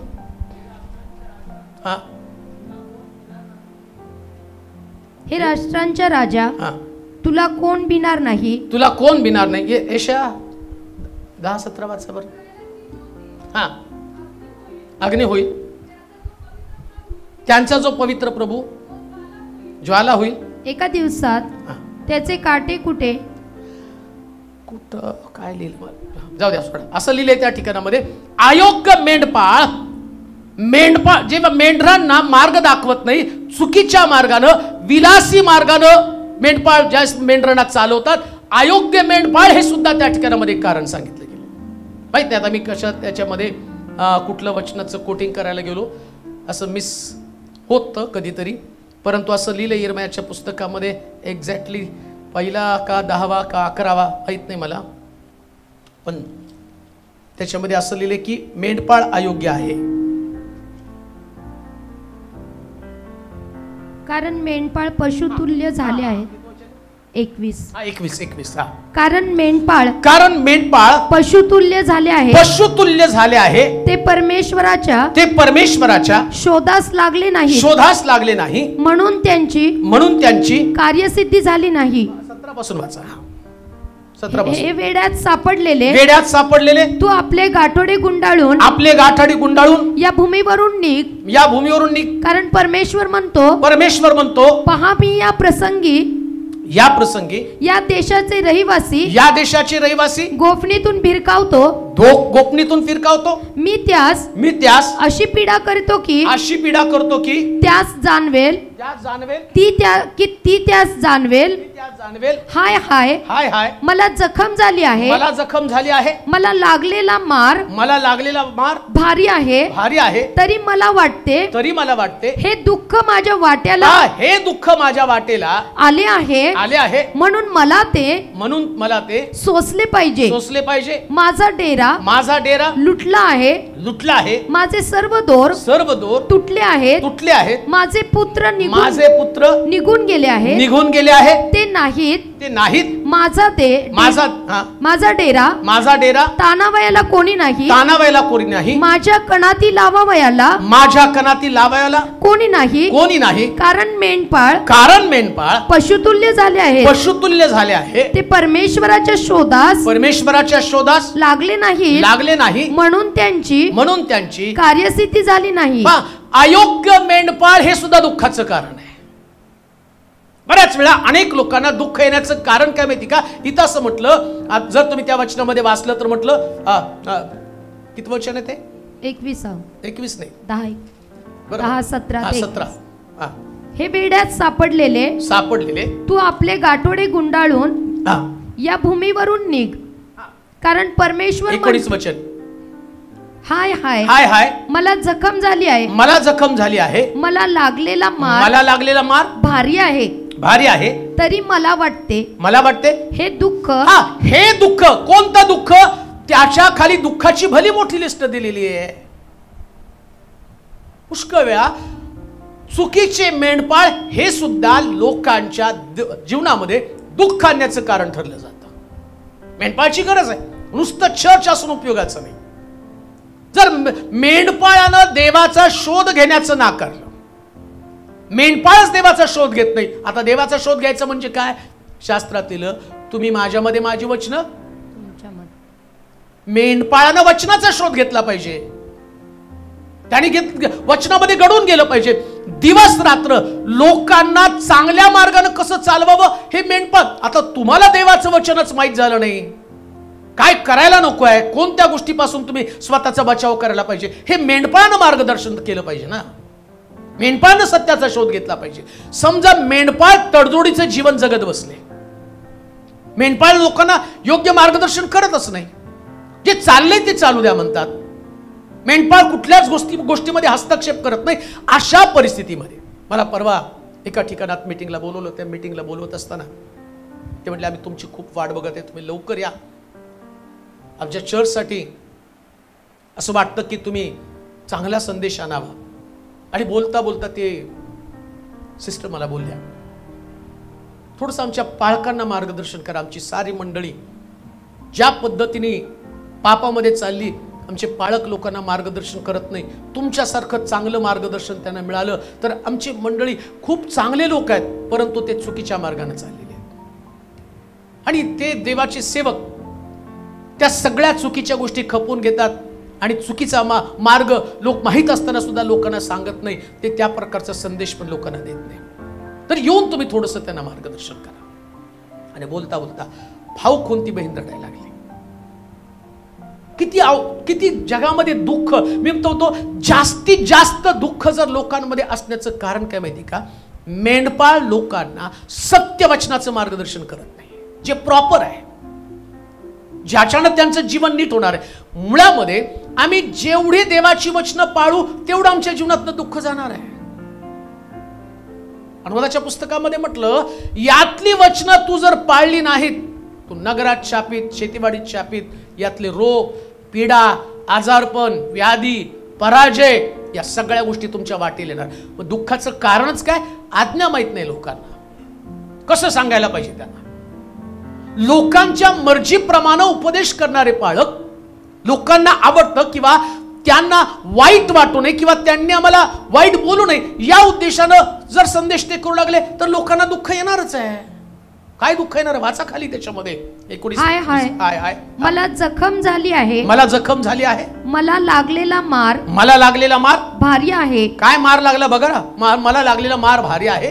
तरी मला वाटते, मला वाटतं हे दुःख माझ्या वाटेला आले आहे, माझ्या वाटेला आले आहे, म्हणून मला ते सोसले पाहिजे. माझा डेरा लुटला आहे. मेंढपाळ चुकीचा असेल तर डेरा लुटला जातो. म्हणजे तुमच्या घराची वातात आहे, बरकत नाही परिवारामध्ये.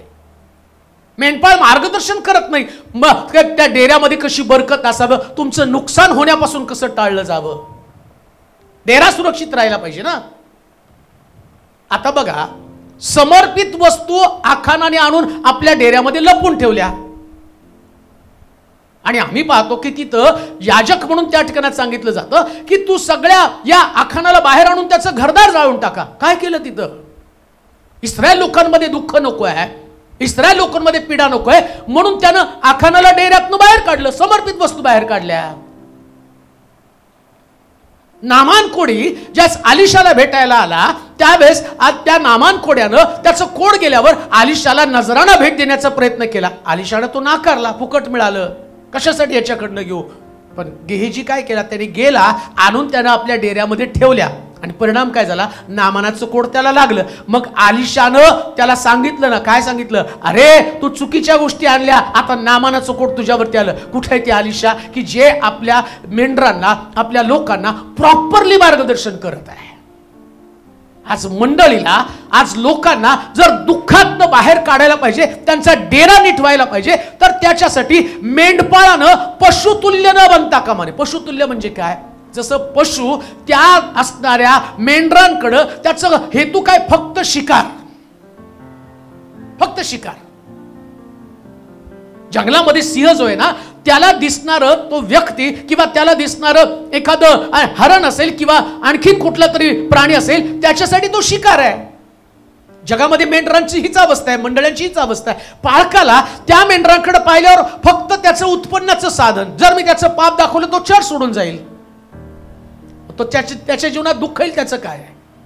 त्याला जर योग्य मार्गदर्शन केलं नाही तर त्याच्या परिवारामध्ये, त्याच्या डेऱ्यामध्ये दुःख येईल, त्याचं घर उद्ध्वस्त होईल. याला कोण जबाबदार आहे? मग कुठे ते मेंढपाळ? चुकीचे मेंढपाळ. जर मंडळीमध्ये चुकीचं शिक्षण गेलं, मेंढपाळ जर चुकीचं मार्गदर्शन करतील तर प्रॉब्लेम येणारच आहे, उद्ध्वस्त होऊन जाणारच आहेत लोक. आणि म्हणून शास्त्र काय सांगतं की त्यांच्या पुढे काय लिहिले? वाचा बरं. माझा डेरा लुटला आहे, माझा डेरा लुटला आहे, माझे सर्व दोर तुटले आहेत, माझे पुत्र निघून गेले आहेत. आता जर मेंढपाळ चुकीचे असतील तर शास्त्रात काय सांगितलं? पुत्र निघून गेले. म्हणजे तुमच्या घरामध्ये असणारी संकट, पुत्रांची संकट आहेत, कुटुंब तुटणार आहे, तुमचे पुत्र चुकीच्या मार्गामध्ये जाणार आहे, म्हणजे तुमच्या घराची सगळी शांतीच निघून जाणार आहे. दुःख येण्याचं कारण त्या ठिकाणामध्ये सांगितलं की मेंढपाळ चुकीचं शिक्षण देत आहे किंवा मेंढपाळ देवाचा शोध घेत नाही. जर मेंढपाळालाच देव सापडला नाही तर मेंढरांना कसा सापडणार आहे? मेंढपाळांनाच जर देव माहित नाही, मेंढपाळांनाच वचन माहित नाही, मेंढपाळ सगळे चुकीच्या गोष्टी सांगणार आहे. पुत्रांचं नुकसान लक्षात ठेवा, साधी गोष्ट नाहीये. त्यांना मार्गदर्शन मेंढपाळांना करता आलं पाहिजे. आणि म्हणून बऱ्याच मंडळांमध्ये, बऱ्याच परिवारांमध्ये जर दुःख येण्याचं कारण काय तर मेंढपाळ आहे. म्हणून जिथं जे शिक्षण तुम्हाला आतमध्ये दुखावलं जातं, ज्या शिक्षणाने तुमची मनं तुटली जातात, ज्या शिक्षणामुळे तुम्हाला आतमध्ये कुठंतरी टोचणी लागती, तेच शिक्षण आहे. जे शिक्षण तुम्हाला बरं करतं ते शिक्षण नाही हो. जखम व्हायला पाहिजे, चुकीच्या गोष्टी असतील तर त्या प्रकार. म्हणून आता जर हे युट्यूबवर काही पाळक, मला माहिती आहे पुष्कळ शेकडो पाळक हा संदेश ऐकत आहेत, आज मी तुम्हाला बोध करू इच्छितो की तुम्हाला तुमच्या मेंढरांचं नुकसान होणे असं वाटत असेल, त्यांनी दुःखात जाऊन असं वाटत असेल तर योहानासारखं शिक्षण द्या, शिरच्छेद झाला तरी चालेल. आखानासारखं आणि चुकीच्या गोष्टी नको आहेत. आम्ही पाहतो की दाविदाला ज्या पद्धतीनं नाथान संदेष्टानं ताडण केलं आणि नाथान संदेष्टानं त्याला वटणीवरती आणलं. दाविदाच्या घराचं उद्ध्वस्त होण्याचं कारण काय? दाविदाच्या परिवारामध्ये दाविदानं वचन स्वीकारलं नाही आणि त्याची लेकरं त्याच्यापासून अलिप्त झाली, विभक्त झाली. मेंढपाळ जर चुकीचे असतील तर परिवारामध्ये दुःख असणार आहे. परिवारामध्ये कोणाचंच कोणाशी पटलं जाणार नाही, नाही पटलं जाणार, मन तुटली जाणार, परिवार विखुरला जाणार. पण मेंढपाळ काय करतो माहिती का? या सगळ्याला प्रभू येशू ख्रिस्त म्हणतो मी उत्तम मेंढपाळ आहे. बघा बरं का, तो किती उत्तम मेंढपाळ आहे. या मेंढपाळानं येशू ख्रिस्तानं पुनरुत्थान झाल्यावरती मरियेला दर्शन दिल्यावर त्यानं पहिल्यांदा काय सांगितलं माहिती का? पहिले जाऊन पेत्राला सांग मी उठलोय. याला प्रॉपर मेंढपाळ म्हटलं. तुटू नाही दिलं त्यांना. एकमेकाशी कनेक्टिव्हिटी, पुन्हा एकदा त्यांनी एकत्र सेवा करावी, पुन्हा एकदा त्यांनी एकत्र उभं राहावं, याच्यासाठी त्यांना सांगितलं पहिले पेत्राला जाऊन सांग. मेंढपाळाचं कामच आहे युनिटी ठेवणं. मेंढपाळाचं कामच आहे सगळी मन एकमेकाशी जोडली जावी, मन तुटावी, कुटुंब तुटावं, एकमेकाविषयी गैरसमज, एकमेकाविषयी वादविवाद असावे. असं मेंढपाळ, असे जर मेंढपाळ असतील तर तिथं असं म्हटलं तुझे पुत्र, काय लिहिलं वाचा बरं? माझे पुत्र निघून गेले आहेत. निघून गेले आहेत ते नाहीत. ते नाहीत. माझा डेरा, माझा डेरा तानावयाला, तानावयाला कोणी नाही. कोणी नाही. माझ्या कणाती, माझ्या कणाती, लावावयाला, लावावयाला कोणी नाही. कोणी नाही. कारण मेंढपाळ, कारण मेंढपाळ पशुतुल्य झाले आहेत. पशुतुल्य झाले आहेत. ते परमेश्वराच्या शोधास, परमेश्वराच्या शोधास लागले नाहीत. म्हणून कोणत्याही मेंढपाळानं लोकरीपेक्षा सुद्धा लोकांचं तारण महत्वाचं आहे. पशुतुल्य होणं म्हणजे काय? त्यांच्या लोकरीचं किंवा त्यांच्या मांसाचा त्याने विचार करणं. बऱ्याच ठिकाणामध्ये पाळक लोकांना दशांश महत्वाचा वाटतो. पाप केलं तरी चालेल पण त्याने दशांश दिला पाहिजे. दशांश याच्यावर एवढं अवलंबून तुम्ही सेवा करू नका. तुमची गरज देव गौरवानं पूर्ण करेल. देव गौरवानं पूर्ण करतो. जर मेंढपाळानं फक्त लोकरीचा विचार केला, मेंढपाळानं किंवा त्या जसं तो श्वापद आणि त्या ठिकाणामध्ये त्याचा भक्ष्याचा विचार करतो तसं लोक भक्ष्याचा विचार करतात. त्याचं तारण व्हायला पाहिजे. त्यानं स्वतःचं परिवर्तन केलं पाहिजे, त्याचं जीवन बदललं पाहिजे. आणि म्हणून मेंढपाळ चुकीचा असेल तर त्या ठिकाणामध्ये दुःख आहे. म्हणून बऱ्याच ठिकाणामध्ये मंडळीच्या दुःखाला कारणीभूत मेंढपाळ आहेत. मेंढपाळ प्रॉपर नाही. दारिद्र्य अन्न, मंडळी दरिद्री असण्याचं कारण काय? त्यांचा डेरा ताणायला सुद्धा कोणी नाही. डेरा ताणणं म्हणजे वाढणं, विस्तार होणं, पुढे जाणं. डेरा ताणायला पाहिजे. लक्षात ठेवा, आपण आज ज्या स्थितीमध्ये आहोत त्या स्थितीतनं आपण वर आलो. याचं कारण काय? तुम्हाला योग्य शिक्षण मी दिलं. आणि हे सांगताना मला कधीच गैर वाटत नाही. मी ज्या लोकांना गरीब अवस्थेमधनं आज या अवस्थेमध्ये, अजून 10 वर्षानं तुम्ही याच्यापेक्षा भारी अवस्थेमध्ये असेल, याचं कारण धैर्यानं आणि डेअरीने सांगतो, मी चुकीचं शिक्षण कधी दिलं नाही. वेळ प्रसंगी मी टीका सहन केल्या, परंतु मला माहिती आहे हे देवाचं वचन आहे तसंच गेलं पाहिजे. आणि ते मेंढपाळाने जर केलं तर बऱ्याच मंडळ्या दुःखातनं बाहेर पडणार आहेत, समृद्ध असणार आहेत. मंडळी गौरवातनं गौरवाकडे जायला पाहिजे तर मेंढपाळ त्या ठिकाणामध्ये असले पाहिजे, चांगले असले पाहिजे. अजून एक वचन वाचूया. फिलिप्पिकराचं पत्र 1 अध्याय 28 आणि 29 वचन. फिलिप्पिकराचं पत्र 1 अध्याय 28-29.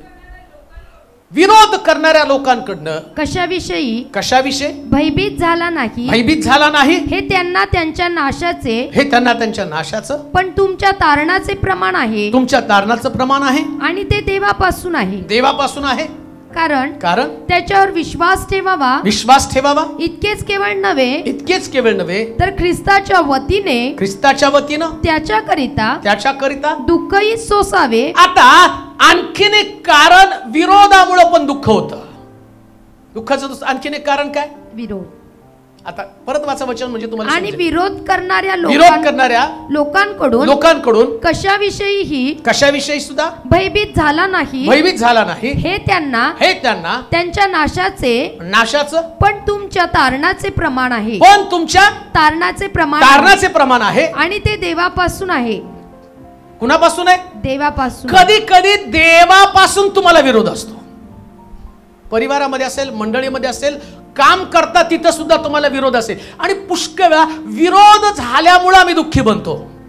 परंतु बायबल काय सांगतो माहिती का, ते तुमच्या तारणासाठी आवश्यक आहे.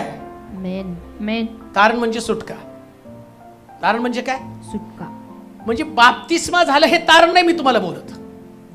बाप्तिस्म्याच्या तारणाला तुम्हाला कोणच विरोध, तेव्हा तर सगळे डोक्यावर घेऊन नाचते तुम्हाला, नाही का? एक आत्मा तारणामध्ये आला तुम्हाला आनंद. पण जेव्हा तुम्ही वाढत असता,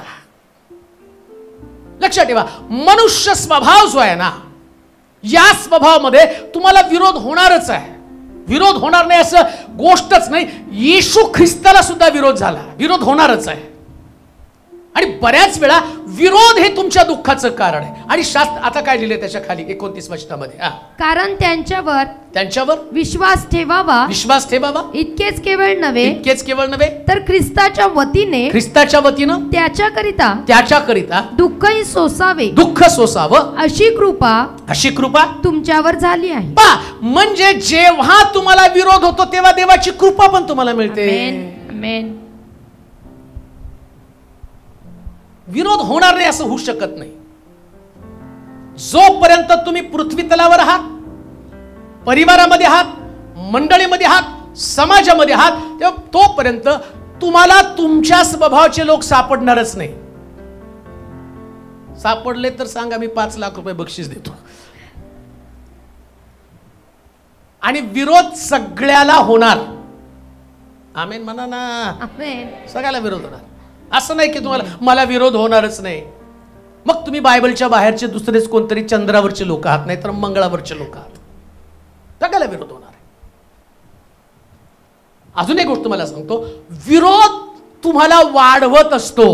हालेलुया. विरोध काय माहिती का, विरोध म्हणजे खाली आपटणं. आता त्या चेंडूला तुम्ही जेवढं आपटाल तेवढं वर उडणार आहे. आपटलाच नाही तर कसं उडणार आहे? त्याला नुसतं असं कॅरमच्या पड, तिथल्या तिथं जाणार आहे ते. आता मी ह्या वहीला सरकवलं, काय तिथंच आहे अजून. ती वहीला आपटू द्या, ते चेंडूला आपटू द्या, उसळी मारणार आहे. विरोध उसळी मारण्यासाठी आवश्यकच आहे. हालेलुया. विरोध हा प्रत्येक व्यक्तीच्या जीवनामध्ये देवाच्या वचनात सांगितल्याप्रमाणे कदाचित ते तुम्हाला दुःख देईल, पण कसं म्हटलं माहिती का, ख्रिस्ताच्या बरोबर. असं लिहिले ना, काय लिहिले? पण तुमच्या बरोबर तुमच्या तारणाचे प्रमाण आणि ते देवापासून. विरोध म्हणजे काय हो? तारणाचे प्रमाण. विरोध कशा काय? तारणाचे प्रमाण. तुम्हाला विरोध झाला म्हणजे तुमचं तारण झालं, सर्टिफिकेट मिळालं. लस घेतल्यावर कसं असतं ना, तुम्ही त्याची कोरोनाची लस घेतली, सर्टिफिकेट मिळालं, मग ते म्हणतात नाही आता यांना सगळीकडे फिरायला मुभा आहे. तसं एकदा तुम्हाला विरोध झालं म्हणजे तुमचं तारण झालं. तुमचं तारण नाही तर तुम्हाला विरोध नाहीये. शास्त्रात सांगितलं, मनचं नाही सांगत नाही. तुम्हाला आता ख्रिस्ताच्या बरोबर दुःख वाचा, कारण त्याच्यावर विश्वास ठेवावा. इतकेच केवळ नव्हे तर ख्रिस्ताच्या वतीने. कुणाच्या वतीनं? ख्रिस्ताच्या वतीनं त्याच्याकरिता. कुणाकरिता? ख्रिस्ता. काय करावं? दुःखही सोसावे. काय करावं? दुःखही सोसावे. म्हणजे विरोध झाला तर याचा अर्थ तुम्ही ख्रिस्ताबरोबर दुःख भोगत आहात. हालेलुया. आणि आम्हाला तेच दुःख नको. आम्हाला वाटतं दुःख नको म्हणजे आम्हाला विरोध नको. तुमचं तारण झालं आणि तुम्ही येशूच्या बरोबर चालला म्हणजे तुम्हाला विरोध होणारच आहे. काही गोष्टीमध्ये तुम्हाला विरोध होणार आहे. तुम्हाला सगळे तुमच्यावरती प्रेम करणार नाही, सगळेच लोक तुमच्या बाजूने उभं राहणार नाही. आणि कशी अपेक्षा करू शकता की तुम्ही तुमच्या येशूच्या विरोधामध्ये येशूचा शिष्य होता की येशूला धरून दिलेलं कोण होतं? यहूदा. शिमोनाच्या घरामध्ये प्रभू येशू ख्रिस्त त्यानं काही मरियेला सांगितलं नव्हतं की बाई आला वस्त्र कुपी माझ्या चरणावरती फोड, म्हणला होता का तो? तिने येऊन फोडली का नाही? मग येशूला विरोध झाला का नाही त्या ठिकाणामध्ये? शास्त्रामध्ये सगळीकडे तुम्हाला येशूला विरोध दिसेल. पौलाला विरोध आहे, पौलाला सुद्धा विरोध आहे त्याच्या शिष्यांकडनं. किती भांडण झाली त्या तुम्ही वाचा, प्रेषितांची कृत्य वाचा, पौलाची पत्र वाचा. तुम्ही पौलाची पत्र, प्रेषितांची कृत्य बघितले तर तुम्हाला असं वाटेल अरे बापरे, तेव्हाची ख्रिस्ती मंडळी आत्ताच्या पेक्षा डेंजर होती. तेव्हा त्यांच्यामध्ये सुद्धा विरोध होता. मग विरोध असणार आहे, पण तो विरोध तुम्हाला जरी तुमच्या मनाला दुःख झालं तरी तुम्ही ख्रिस्ताबरोबर सहन करत आहात. हालेलुया. ख्रिस्ताबरोबर सहन करत आहात. परिवारामध्ये पण तुम्हाला विरोध होणार आहे. काही परिवार तुमच्या बाजूने नाही थांबणार सगळ्या स्थितीमध्ये. काही वेळेस आपापसी मतभेद असणार आहे तिथं. सत्याला चिटकून राहणं एवढी सोपी गोष्ट नसती. तुम्हाला सत्य स्वीकारत असताना, योसेफ सत्य जाणून असताना त्याची भावना त्याला काय म्हणत आहे, तू 11 पेंड्या म्हणजे आम्ही तुला नमन करणार आहे का? त्याला विरोध आहे तिथं. प्रत्येक ठिकाणामध्ये तुम्हाला विरोध दिसणार आहे. विरोध हा देवाच्या लोकांची साठी आवश्यक असणारी बाब आहे आणि प्रत्येक विश्वासणाऱ्यांच्या जीवनातली दैनंदिन गोष्ट आहे. याच्यापासून कोणी तुटणार नाही. म्हणून लक्षात ठेवा, हे सुद्धा दुःख पचवण्याची ताकद तुमच्याकडे असली पाहिजे. पण हे जे दुःख आहे ते ख्रिस्ताबरोबर आम्ही सहन करतो. आता किती चांगली गोष्ट आहे. विरोध झाला म्हणजे माझ्या बरोबर ख्रिस्त आहे. अजून काय हो? ख्रिस्ताच्या वतीने त्याच्याकरिता दुःख सोसावे अशी कृपा तुमच्यावर झाली आहे. म्हणजे विरोध झाल्यावर तुमच्यावर काय होती हो? कृपा, ग्रेस. जेव्हा तुम्ही विरोधामध्ये सापडले जाता ना, तेव्हा देव विशेष प्रकारचं लक्ष तुम्हाला पुरवतो. विशेष प्रकारचं. तुम्हाला विरोध झाला की देवाला माहिती आहे याला विरोध ही व्यक्ती करते, हे लोक करतात, मग मी याच्याबरोबर. आता परमेश्वराची इच्छा काय? तुम्ही विश्वासापासून दूर जाऊ नये. प्रभूचं मन काय माहिती का? त्याला वाटतं सगळेजण असावे, कोणी सुद्धा, आणि माझ्या तारणापासून दूर जाऊ नये, कोणी स्वर्ग राज्यापासून दूर जाऊ नये. प्रत्येकानं माझ्याबरोबर राज्य करावं, प्रत्येक व्यक्तीला माझ्यातला असणारा अंश मिळावा. म्हणून येशूला पेत्रानं शिव्या दिल्या. म्हणून पेत्राला तो म्हटलं नाही की आपल्यापासून वेगळं करा. त्याला वाटलं परत त्यांनी पुनरुत्थान गाजवावं. अजून एक गोष्ट तुम्हाला सांगतो, सर पेत्राला मंडळीने विरोध करत बसली असती ना, तर पेत्रामुळं हजारो लोकांचं तारण झालं नसतं. जेव्हा विरोधामध्ये तुम्ही उभं राहता ना, त्याच देव तुमच्याद्वारे हजारो लाख लोकांचं तारण करत असतो. याच्यासाठी विरोधाच्या परिस्थितीमध्ये विरोध पाहू नका, तर देवाची कृपा पहा. देवाची कृपा पहा. देवाची कृपा, देवाचा अनुग्रह तुमच्यावरती असणार आहे. म्हणून कधी कधी विरोधामुळे सुद्धा दुःख होतं. आम्हाला असं वाटतं कोणी आम्हाला विरोध करू नये. मी म्हणतो विरोध होणं ही गोष्ट आवश्यक आहे. का? कारण त्याच्यामुळं देवाचं प्रेम वाढलं जातं. विरोधामुळे देवाचं प्रेम वाढलं जातं. याच्यामुळं पण दुःख येतं. एकच गोष्ट आता वाचूया, 2 करंथीकराचं पत्र 7 अध्याय 9 आणि 10 वचन. तरी आता मी आनंद करीतो, तरी मी आता आनंद करतो. तुम्हाला दुःख झाले, तुम्हाला दुःख झालं, यामुळे नव्हे, यामुळे नव्हे, तर पश्चाताप होण्याजोगे, पश्चाताप होण्याजोगे दुःख झाले, दुःख झालं, यामुळे, यामुळं, कारण देवानुसार तुमचे दुःख दैवी होते, दैवी होतं. आमच्या हातून तुमची कसलीही हानी होऊ नये, म्हणून असे झालं. कारण ईश्वर प्रेरित दुःख तारणदायी पश्चातापास कारणीभूत होते. आता एक जे दुःख आहे ते देवाकडनं दुःख आहे. बरीच दुःख आम्ही पाहिली. परमेश्वराला सोडणं एक दुःख आहे. देवाला सोडल्यामुळं दुःख आलं. ज्ञान आम्ही स्वतः जास्त प्रयत्न केला, जास्त ज्ञान मिळवलं, त्याच्यामुळं आम्हाला दुःख प्राप्त झालं. अयोग्य मेंढपाळ असल्यामुळं पण दुःख झालं. आता विरोधामुळे दुःख हे पण पॉझिटिव्ह आहे. विरोधाचं दुःख असलं तर देव तुम्हाला कृपा देतो. म्हणजे देवाकडनं असणारी 2 दुःख आहेत. एक, तुम्ही ख्रिस्ताला स्वीकारलं, तुम्ही सेवा करत आहात, तुम्ही प्रभू बरोबर चालत आहात, तर तुम्हाला लोक विरोध करणार आहे. दुसरी गोष्ट, ईश्वर प्रेरित, म्हणजे देवाची इच्छा आहे ते दुःख तुम्ही भोगावं. कशासाठी? तारणासाठी. आता याचा अर्थ काय? उदाहरणार्थ एक उदाहरण तुम्हाला सांगतो. एका व्यक्तीला प्रभू येशू ख्रिस्त समजला, परंतु समजल्यानंतर त्याला कळतं की ते सगळं आता त्याला सोडायचंय. जसं शमरुनी स्त्रीला कळालं की प्रभू येशू ख्रिस्त तिला बोलतो, बाई तुझ्या नवऱ्याला घेऊन ये, आणि मग आम्ही पाहतो की ती पुन्हा त्या गावात गेली नाही. जक्कायाला येशू भेटल्यावर त्याला कळलं की हे जे मी कमवलंय कुभांडानं आणि चौपट परत करायचं. सगळ्या गोष्टी सोडणं सोपं नसतंय. सगळ्या गोष्टीची किंमत चुकवावी लागली असते. एखाद्या व्यक्तीला कळालं प्रभू येशू ख्रिस्त माझा तारणारा, माझा उद्धार करताय, आणि त्याला त्या व्यसनाची सवय लागली. त्याला व्यसन सोडायचं असतं. सकाळी उठल्यापासून त्याला व्यसन करावं लागतं. एखाद्याला रागावरती विजय मिळवणं म्हणजे अपमान पचवण्याची ताकद त्याच्यामध्ये इतकी सोपी नसती. तो अपमान पचवताना जे त्याला दुःख होतं ना, हे ईश्वर प्रेरित दुःख आहे. काही गोष्टी तुम्हाला देवामुळे सहन कराव्या लागतात, काही गोष्टी तुम्हाला सोडाव्या लागतात. आता जक्काय म्हणतो, मी कुणाचं कुभांडानं घेतलं, चौपट परत करतो तर तेवढी संपत्ती तुम्हाला गमवावी लागणार आहे. जेवढं कमवलं त्यातलं अर्ध लोकांना द्यावं लागणार आहे. याची किंमत चुकवावी लागणार. हे दुःख आहे. लोकांचे स्वभाव वेगवेगळे आहेत. कधी त्याच्यावर आक्षेप घेतात, कोण त्याच्याविषयी काहीतरी बोलतं, पेत्र शिव्या देतो, यहुदा त्याला विकण्याचा विचार करते, योहानाला राग येत आहे, आणि अशा अनेक प्रकारचे भिन्न स्वभावाचे येशूचे शिष्य आहे. आता विचार करा, येशूला या सगळ्यांबद्दल किती दुःख आहे, पण बायबल काय सांगतं? हे ईश्वर प्रेरित दुःख आहे. हे देवाकडनं असणार दुःख आहे. काही गोष्टी एवढ्या सोप्या तुमच्यासाठी नसतात. काही गोष्टीसाठी तुम्हाला उभं राहावं लागतं, काही गोष्टीसाठी तुम्हाला लढावं लागतं. आणि लढत असताना तुमच्या मनाची होणारी चलबिचल, तुम्हाला तुमच्या परिवारात, तुमच्या घरात ज्या प्रकारचं वातावरण असतं ना, एवढं इझी नसतं. देवाचं वचन पाळणं हे सगळ्यात कठीण असतं. प्रीचिंग करणं सोपं आहे, प्रार्थना करणं सोपं आहे, पण वचन पाळणं फार कठीण आहे. बघा, 11 पेंढ्या तुझ्या पेंडीला नमन करतील म्हटल्यावर त्याची भावंड त्याला मारण्याचा पण विचार करतील ना. कसलं दुःख आहे बघा बरं हे. मग तो त्याच्या विजन पासून, त्याच्या दृष्टांतापासून दूर गेला असता तर त्याला दुःख आलं नसतं. कसं दुःख आलं असतं त्याला?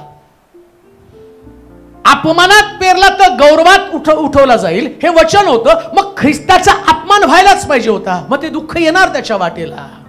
सगळी सत्ता त्याच्या हातामध्ये मिळणार होती, जगाचं तारण त्याच्याकडनं होणार होतं. मग हे तारण होण्यासाठी त्याला हे सगळं निंदा, छळ, अपमान, छेतू, दाढीची केस उपटणं, ह्या सगळ्या गोष्टीला तोंड द्यावं लागणार होतं ना. काही गोष्टी ईश्वर प्रेरित असतात. काही गोष्टी तुम्हाला सहन कराव्या लागतात. काही गोष्टींचा त्याग तुम्हाला करावा लागतो. काही गोष्टी जर प्रभूनं तुम्हाला एखादी जागा दिली, एखादं स्थान दिलं, ते जागा किंवा स्थान हे दुःखाचं स्थान आहे. योसेफाच्या 11 पेंड्या हे त्याच्या दुःखाची जागा आहे, साधी जागा नाही. तो दृष्टांत तुम्ही पाहिला, स्वप्न पाहिलं. 11 पेंड्या त्याच्या पेंडीला नमन करतील, पण 11 भावंड त्याचा द्वेष करतील. हे कुठं आहे? याचा काय विचार करता तुम्ही? खड्ड्यात टाकतील त्याला, त्याची वस्त्र बापाने शिवलेला झगा काढतील आणि कोकऱ्याला मारतील. त्या कोकऱ्याच्या झग्यामध्ये वस्त्र आणि बुडवलं जाईल, आणि बापापासून त्याची ताटाताट होईल. घर त्याला सोडावं लागेल. या दुःखाचा विचार तुम्ही कुठं करता? या सगळ्या गोष्टीची किंमत चुकवावी लागते. म्हणून काही जी दुःख आहे, आणि शास्त्र सांगतं ती ईश्वर प्रेरित दुःख आहेत. आणि काय लिहिलं तिथं? ही तारणासाठी आवश्यक आहे. कशासाठी माहिती का? तारण. म्हणजे हे दुःख ज्यावेळेस तुम्ही करता तेव्हा तुमचं तारण तुम्ही टिकवून ठेवता. तुमचं तारण तुम्ही टिकून ठेवलं. हे दुःख तुमच्या वाटेला आणि त्या दुःखात तुम्ही टिकून राहिला. आमीन म्हणाल का? आमीन. या दुःखात टिकून राहताल तुम्ही. त्या दुःखात टिकून राहिला, विश्वासात टिकून राहिला, धैर्यामध्ये टिकून राहिला, प्रभूचं काम करण्यामध्ये टिकून राहिला. मग शास्त्र सांगतं हे ईश्वरानं प्रेरणा दिली. म्हणजे लक्षात ठेवा, योसेफ म्हणत नाही का, त्याची भावंड म्हटलं अरे आम्ही तुला विकलं, खड्ड्यात टाकलं, तुझ्यासाठी वाईट योजना केल्या. तो काय म्हणतो? वाईट वाटून घेऊ नका, ही देवाची योजना आहे. तुमच्या जीवनामध्ये सगळ्या दैवी योजनेचा भाग आहे. सगळ्या दैवी योजना आहे तुमच्या जीवनामध्ये. कोण तुम्हाला विरोध करतो, कोण तुम्हाला दुःख करतं, याचा विचार करू नका. देव तुमच्या बरोबर आहे याचा विचार करा. आणि देव तुमच्या बरोबर असणं ही जगात सगळ्यात आनंदाची गोष्ट आहे. म्हणून दुःख जरी झालं तरी पौल म्हणतो प्रभू मध्ये सर्वदा आनंद करा. पुन्हा सांगतो आनंद करा. म्हणून लक्षात ठेवा, आता तुम्हाला दुःख समजलं तर मला वाटतं ते दुःख न यावं यासाठी तुम्ही एक दार लावून ठेवणार आणि तिथे सांगणार, विरोध झाला तुम्ही दुःख नाही करणार. अरे मला वाढण्यासाठी विरोध आवश्यक आहे. तारणासाठी आवश्यक गोष्ट सांगितल्या की तो म्हणतो की हे ईश्वर प्रेरित दुःख आहे. काही गोष्टी देवानं तुमच्या जीवनामध्ये पाठवलेल्या आहेत. आणि म्हणून लक्षात ठेवा, सगळ्या गोष्टी जर देवानं ठेवलेल्या आहेत तर घाबरण्याचं कारण नाही. जर देव तो म्हणतो दुःख आहे तर तारण सुद्धा आहे. तारण म्हणजे सुटका. आणि एक दिवस ती सुटका तुमच्या जीवनात साक्ष निर्माण करेल. आपले डोळे आपण बंद करू, आपल्या जागेवरती उभं राहूया, नतमस्तक होऊया, आपल्या मान आपण लावूया. देवाचं वचन आपल्याकडे आलेलं आहे. दुःख येण्याची कारण आज आम्ही जाणून घेतलेली. असं कोणतं तरी एक कारण आमच्या जीवनामध्ये आहे, त्यामुळे आम्ही व्यथित झालो. आमच्या वेदना, आमच्या मनातलं दुःख का आलं, कोण त्याला जबाबदार आहे, असे अनेक प्रश्न आमच्या डोक्यामध्ये होते. परंतु आज सगळ्या प्रश्नाचं उत्तर आम्हाला मिळालं. देवानं ठरवल्याशिवाय कोणत्याच गोष्टी पृथ्वीवर घडत नाही. प्रभूला कृपा मागू. जसं तो म्हणतो, विरोध झाला तर माझी कृपा अधिक तुझ्यावरती असेल. ईश्वर प्रेरित दुःख, काही गोष्टी तुम्ही सोडल्या, काही स्वभाव सोडले, काही व्यसनं सोडली, याच्यामुळं तुमचं नुकसान, तुमची हानी झाली असेल आणि ते सोडल्यामुळं दुःख तुमच्या वाटेला आलं असेल. पण किती चांगली गोष्ट आहे नाही का? देवाचीच आहे की तुम्ही त्याच्या बरोबर हे भोगावा. हे सर्व शक्तिमान देवा, आम्ही नम्रतेने तुझ्या समोर येत आहोत प्रभू. आम्ही दुःखाचा विचार केला, काही गोष्टी आमच्याकडे नाहीत याच्यामुळे आम्ही दुःख केलं. नोकरी नाही, लेकरं नाही, परिवार नाही. परंतु आज आम्हाला या भौतिक गोष्टींविषयी विचार नाही करायचा. आम्हाला आत्मिक गोष्टी, आत्मिक लाभ, आत्मिक लाभाचा विचार करायचा आहे. त्यासाठी तुझं वचन तो आमच्याकडे पाठवलं आणि तुझं वचन प्रॅक्टिकल आहे. हे वचन आम्हाला जीवन देतं, आमच्यात सुधारणा करतं, आमच्यामध्ये बदल करतं. ऐकणाऱ्या लोकांसाठी मी प्रार्थना करतो प्रभूची. ज्या लोकांना बदलाची इच्छा आहे त्या लोकांसाठी मी रदबदली करतो. ज्यांना स्वतःमध्ये सुधारणा करण्याची इच्छा आहे त्या लोकांसाठी मी रदबदली करतो प्रभूची. या वचनाच्या द्वारे त्यांच्या जीवनातलं दुःख कशा पद्धतीने परतवून लावं याचं ज्ञान त्यांना तू दे. जगाचं ज्ञान आम्हाला नाही मिळालं तरी चालेल. जगाच्या ज्ञानानं आम्ही स्वतःचं नुकसान करून घेत आहोत, परंतु दैवी ज्ञानानं आमचं जीवन आम्ही समृद्ध करून घेत आहोत. तुझे आभार मानतो, तुझी स्तुती करतो प्रभूची. देवाला ना करण्याचं मन आमच्यामध्ये नको आहे. हे पवित्र आत्म्या मदत कर. देव नाही ही संकल्पना मला दुःखाकडे घेऊन जाते. माझ्या समोर तुला अन्य देव नसावेत. आज असे कोण लोक असतील, एक येशू असताना अजून काहींची उपासना करत असतील, त्यांच्या लक्षात येऊ दे, हेच त्यांच्या दुःखाला कारणीभूत आहे. हीच गोष्ट कारणीभूत आहे त्यांच्या नाशाला, त्यांच्या परिवारामध्ये होत असलेल्या वाताहतीला. तू ईर्ष्यावान देव आहे आणि तुला तुझ्या समोर दुसरे देव चालत नाही. म्हणून बाप्तिस्मा घेऊन जर कोणी अशा प्रकारच्या गोष्टी करत असेल तर जाणीव होऊ दे, आज आमची परिस्थिती न बदलण्याचं कारणच आम्ही तुझ्या समोर आव्हान निर्माण केलेलं आहे. काही परिवार युट्यूबच्या माध्यमातून तुझं वचन ऐकत असतील, ज्यांनी काही चुकीचे निर्णय घेतलेले असतील. मुलांनी चुकीच्या मुलींबरोबर लग्न केले, मुलींनी चुकीच्या मुलांबरोबर लग्न केले आणि आता ते दुःखामध्ये अडकलेले आहेत. प्रभू त्यांना ती जाणीव होऊ दे, पश्चाताप त्यांनी करावा, पुन्हा प्रभूला शरण जावं, जिवंत देवाकडे त्यांनी वळावं याचं ज्ञान त्यांना तू दे. काही गोष्टी आम्हाला सोडण्यासाठी पवित्र आत्म्याचं मार्गदर्शन कर.